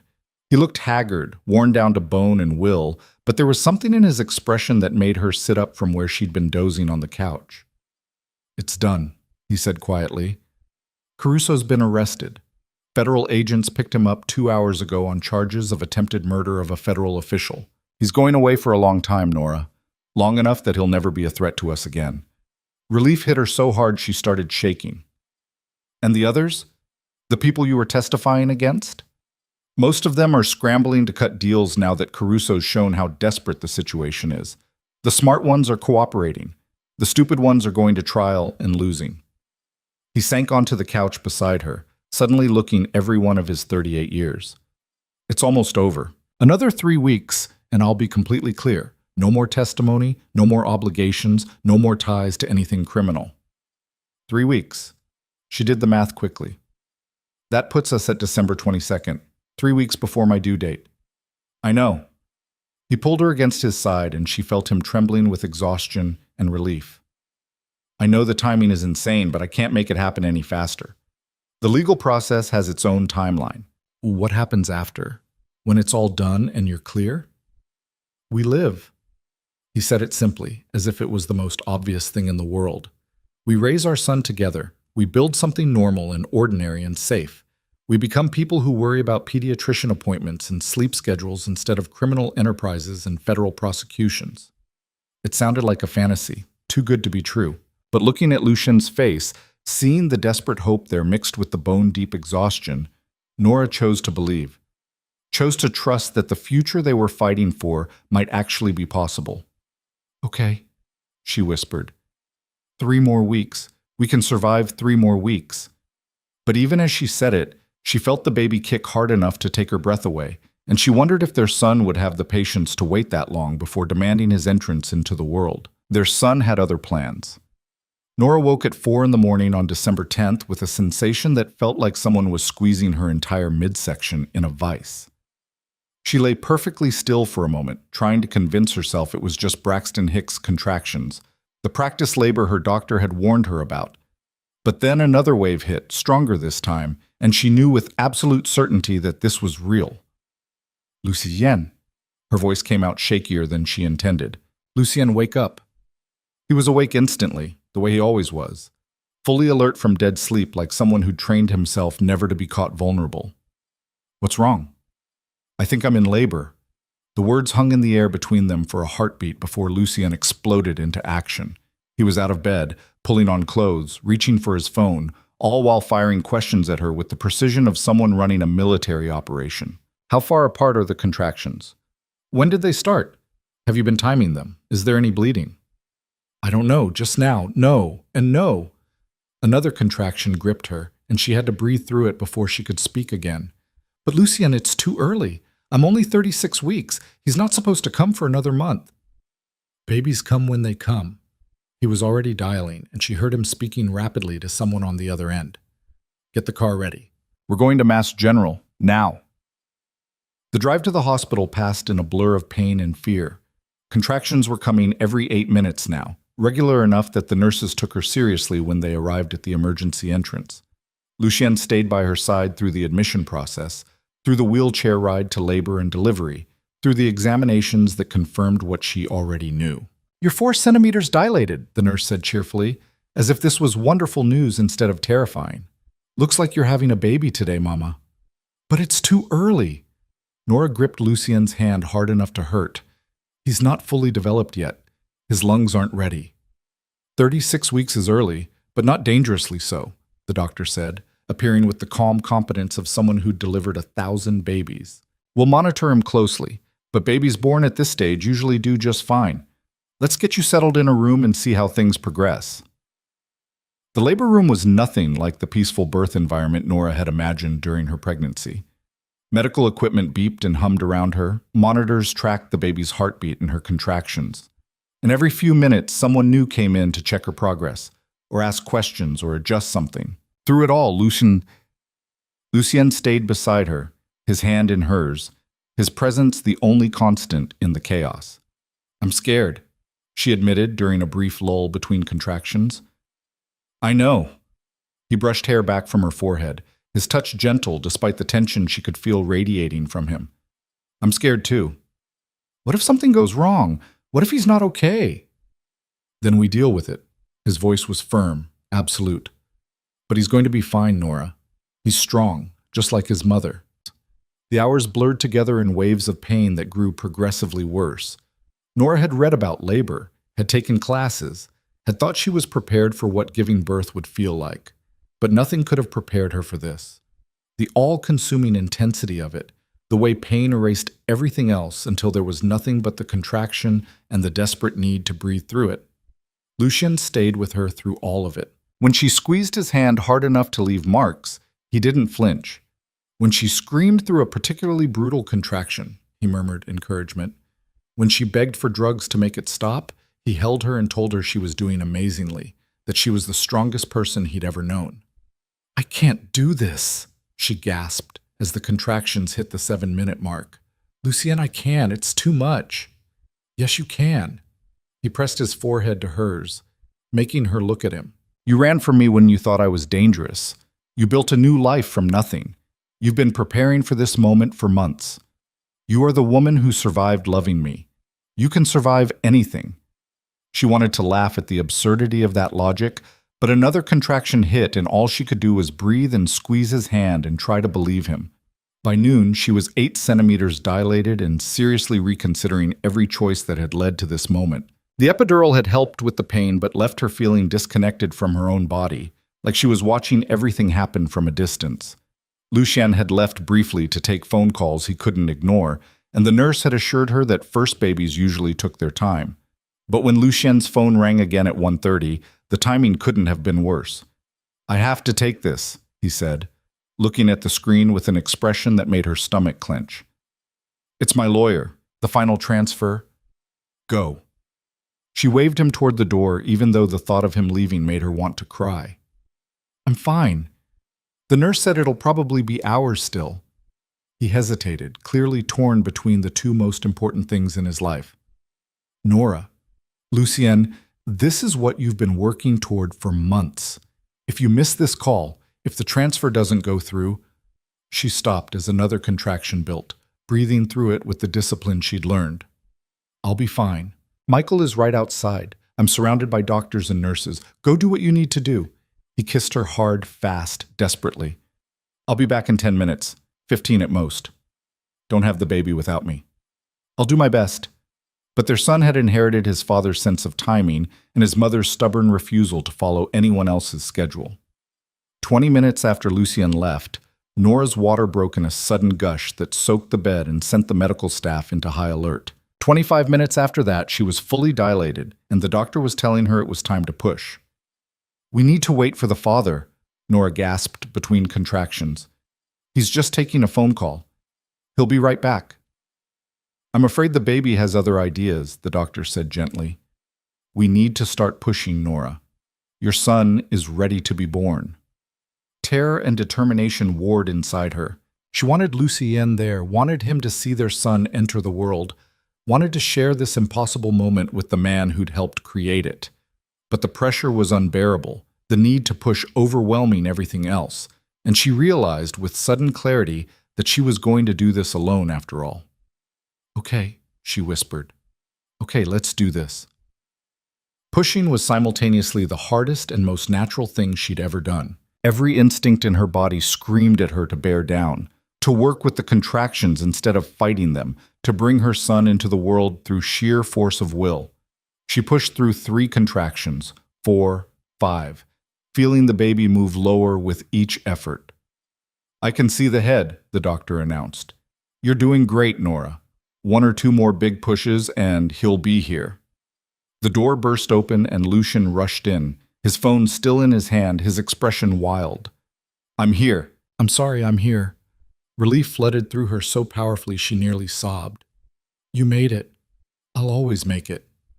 He was at her side instantly, taking her hand, his other arm supporting her shoulders. "What do you need? What can I do?" "Just stay." She gripped his hand as another contraction built. "Just stay with me." "Always," he promised. And then the doctor was telling her to push, and Lucien was counting her through it, and the world narrowed down to the 3 of them, mother, father, and the child fighting to be born. The final push felt like it lasted forever, and no time at all. Nora bore down with everything she had, felt something give way, heard the doctor's triumphant announcement, and then a cry. High and thin and absolutely perfect. "It's a boy," the doctor said, as if they didn't already know, as if they hadn't been preparing for this moment for months. A beautiful, healthy baby boy. They placed him on Nora's chest, this tiny, squalling creature with dark hair plastered to his head and eyes squeezed shut against the light.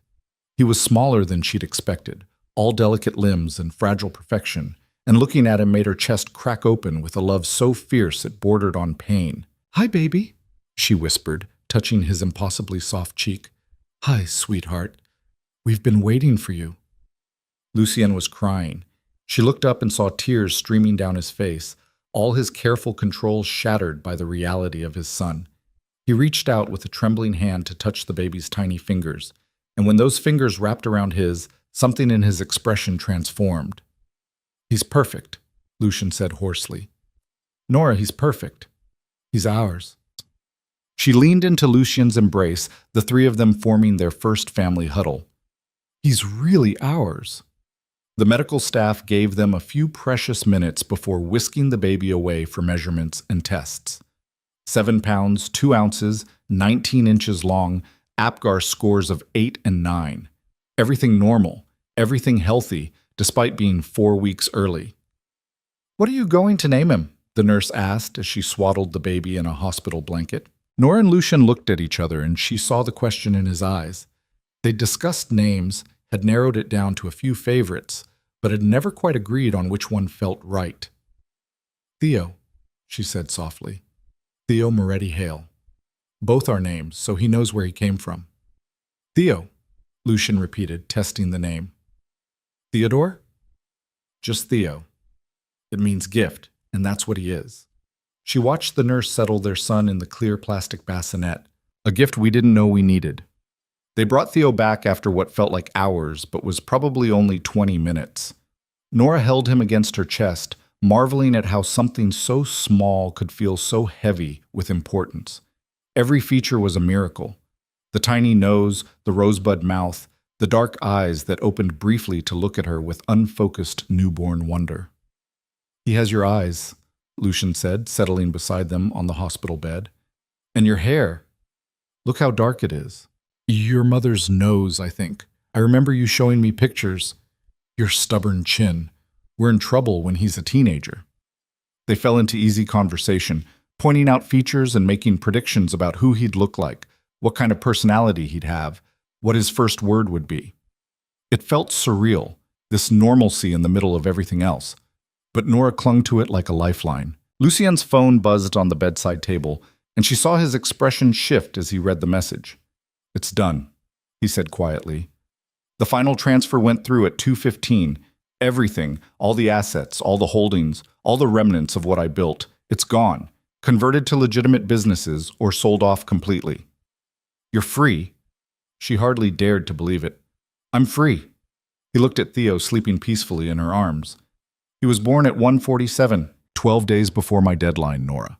12 days before I would have run out of time. The timing felt significant, like some kind of cosmic alignment. Their son had entered the world at the exact moment his father was exiting the criminal one, as if the universe was drawing a line between the past and the future. What happens now? Nora asked. Now we go home. We figure out how to be parents. We build the life we've been fighting for. He leaned over to kiss her forehead, then Theo's. And we do it together, all three of us. The next 3 days passed in the strange, timeless bubble of new parenthood. Nora learned to breastfeed with the help of patient nurses who assured her that yes, it was supposed to feel awkward at first, and no, she wasn't doing it wrong. Lucian learned to change diapers with the intensity he'd once brought to criminal enterprises, determined to master this new skill. Together they learned to swaddle, to soothe, to interpret the different cries that meant hungry versus tired, versus just generally displeased with the world. Theo was a relatively easy baby as these things went. He ate well, slept in 2-hour stretches that felt impossibly short, and only screamed when he had a legitimate complaint. Nora found herself falling more in love with him every hour, every moment revealing new dimensions of this tiny person they'd created. Watching Lucien with Theo was its own revelation. The man who'd built an empire through violence and intimidation was impossibly gentle with his son, holding him like he was made of spun glass, speaking to him in soft murmurs about everything and nothing. He was terrified of doing it wrong, she could tell, but he refused to let that fear stop him from being present for every moment. On the second day, a social worker came to discuss discharge plans and support systems. Nora watched Lucien charm her with the same ease he'd once used to manipulate business rivals, except this time it was genuine, a father desperate to prove he could provide a stable home for his son. And your living situation? The social worker asked, pen poised over her clipboard. We have an apartment in the South End, Lucien said. 2 bedrooms, fully furnished, nursery ready for when he comes home. And your employment, Mr. Moretti? I'm in the process of transitioning careers. My previous work in import-export is winding down, and I'm moving into commercial real estate development. It was technically true, if you ignored the criminal nature of the import-export business. I have sufficient resources to support my family during the transition. The social worker made notes that Nora couldn't read from her angle. And you, Ms. Whitmore? Do you have family support in the area? It's Hale, Nora corrected gently. Nora Hale. And no, my family isn't in the picture. But Lucien and I are committed to co-parenting, and we have resources to help with childcare when needed. More notes, more questions, and finally, approval for discharge the following day if Theo continued to do well. That night, with Theo sleeping in his bassinet between their beds, Lucien took Nora's hand in the darkness. I got confirmation today, he said quietly. The federal trials are scheduled to start in February. I'll have to testify, but my lawyer thinks I'll be done by March at the latest. And then? And then it's really over. No more looking over my shoulder, no more wondering if today is the day my past catches up with me. Just us and Theo, and whatever future we build. Nora squeezed his hand, watching the rise and fall of their son's chest in the dim light. What kind of future do you want to build? The boring kind, he said, and she could hear the smile in his voice. The kind where our biggest crisis is whether Theo is getting enough tummy time, and our most important decision is what preschool to send him to. The kind where violence is something we read about in the news, not something we live with every day. That sounds perfect. It sounds impossible, but then again, so did this. He gestured to encompass the hospital room, the sleeping baby, the two of them together after everything that had tried to tear them apart. And we're here anyway. They brought Theo home on a cold December afternoon, the safe house apartment transformed by the presence of this tiny new person. Nora settled into the rocking chair they'd bought third hand, nursing Theo while Lucien unpacked the discharge papers and medications and dozens of informational pamphlets the hospital had sent them home with. We're supposed to schedule a pediatrician appointment within the week, he said, reading through the instructions. And watch for signs of jaundice. And make sure he's eating every 2 to 3 hours. He's eating fine. Look at him. Theo was nursing contentedly, his little hand resting against her breast, his eyes closed in newborn bliss. What about you? Are you supposed to be doing anything special? The paperwork says something about postpartum recovery. I'm fine, Lucian. She smiled at his obvious anxiety. Sore and tired, but fine. Women have been doing this for thousands of years. That doesn't mean I'm not going to worry. The first night home was harder than the hospital had been.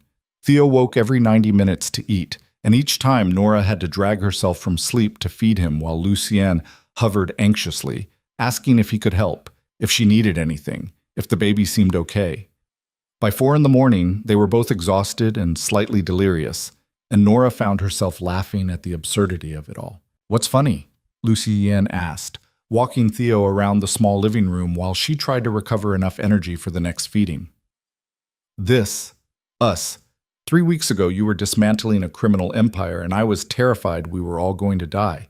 Now we're just 2 exhausted parents trying to figure out how to keep a tiny human alive. She yawned hugely. It's the most normal thing in the world, and somehow that makes it miraculous. He smiled, pressing a kiss to Theo's dark hair. Miraculous is a good word for it. The days blurred into weeks as they found their rhythm. Nora healed slowly from childbirth, her body recovering while adjusting to the demands of breastfeeding around the clock. Lucien threw himself into fatherhood with the same intensity he'd once brought to criminal enterprise, reading books about infant development and baby sleep patterns and how to build secure attachment. Christmas came and went in a haze of feedings and diaper changes. They hung a small wreath on the door and put a tiny Santa hat on Theo for a picture that made Nora's heart melt. Lucien's final testimony was scheduled for January 15th, exactly 1 month after Theo's birth, and as the date approached, she could see the tension building in him again. What if something goes wrong? He asked one night, holding Theo while Nora tried to eat dinner with both hands for the first time in days. What if my testimony isn't enough, or someone decides I'm too dangerous to let walk free? Then we deal with it. She used his own words back at him. But you've done everything they asked, Lucien. You've cooperated fully, provided evidence that's put dozens of criminals behind bars.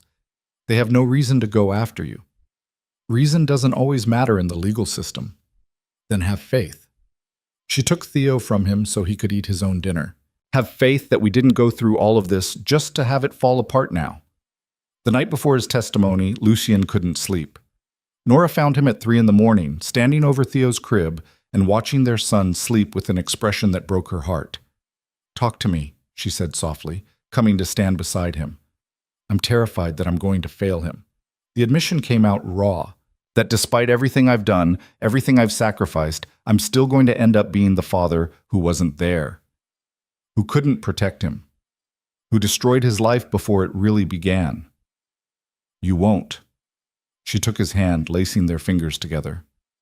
Look at him, Lucien. Really look at him. He's healthy and safe and loved. That's because of choices you made, sacrifices you were willing to make. You gave up everything you'd built to give him a chance at a better life. That's not failure. That's the opposite of failure. What if it's not enough? It's enough. She turned to face him fully, making him meet her eyes. You're enough, not because of what you can provide or protect or prevent. You're enough because you're his father and you love him and you show up every day trying to be better than you were. That's all any child needs. He pulled her into his arms, careful not to wake Theo, and they stood there in the darkness of their son's nursery, holding each other against the fear of what tomorrow might bring. The testimony lasted 6 hours. Nora stayed home with Theo, pacing the apartment and checking her phone compulsively for updates. Michael had driven Lucien to the courthouse and promised to call the moment it was over, but the waiting felt interminable. She fed Theo, changed Theo, tried to nap when Theo napped, and failed completely at anything resembling calm. When Lucien finally walked through the door at 4:30, she knew immediately from his expression that it had gone well. It's done, he said, and the relief in his voice made her knees weak. It's really done. The prosecutors are satisfied, the defense attorneys couldn't shake my testimony, and the judge seemed convinced. My lawyer thinks I'm clear, completely, totally clear. Nora launched herself at him. Theo nestled between them as they embraced. It's over? Really over? Really over. He was laughing and crying at the same time, all the tension of the past months finally releasing. I'm free, Nora.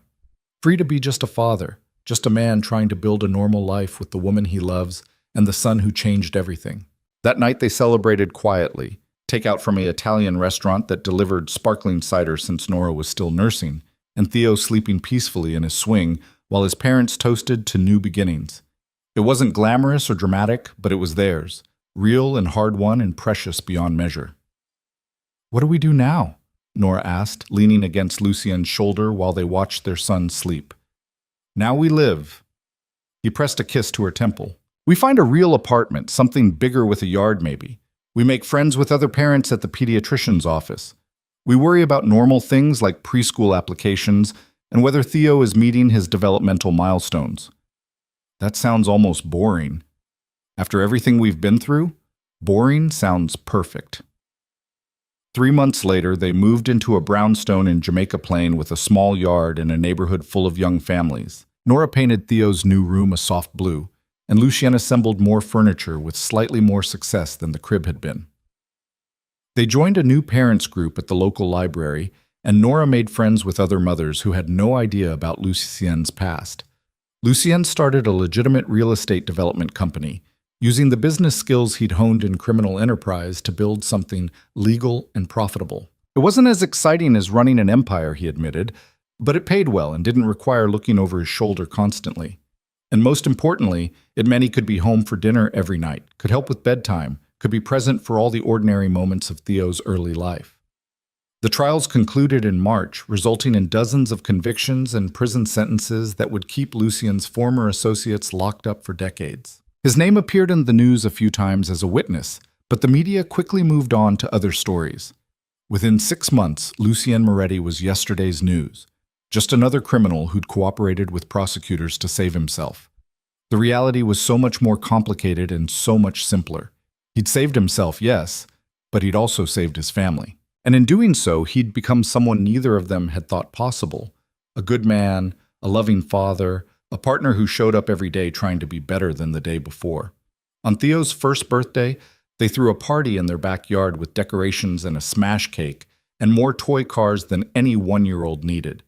Neighbors came with their children, and Nora watched Lucien navigate small talk and toddler chaos with the same intensity he'd once brought to criminal negotiations. He was still learning, still figuring out how to be this version of himself, but he was doing it every day. He was doing it.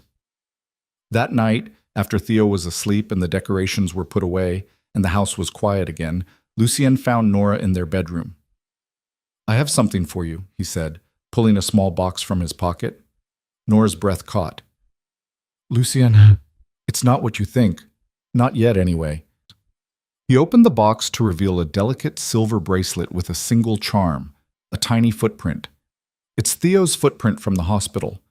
I had it made into a charm so you could carry a piece of him with you always. Tears stung her eyes as he fastened it around her wrist. It's beautiful. You're beautiful. He cupped her face in his hands, his thumbs brushing away the tears. You gave me a second chance I didn't deserve, Nora. You gave me a son who made me want to be better than I was. You gave me a reason to tear down everything I'd built and build something new in its place. I will spend the rest of my life trying to be worthy of that gift. You already are. She kissed him softly. You're exactly who Theo needs you to be. Who I need you to be.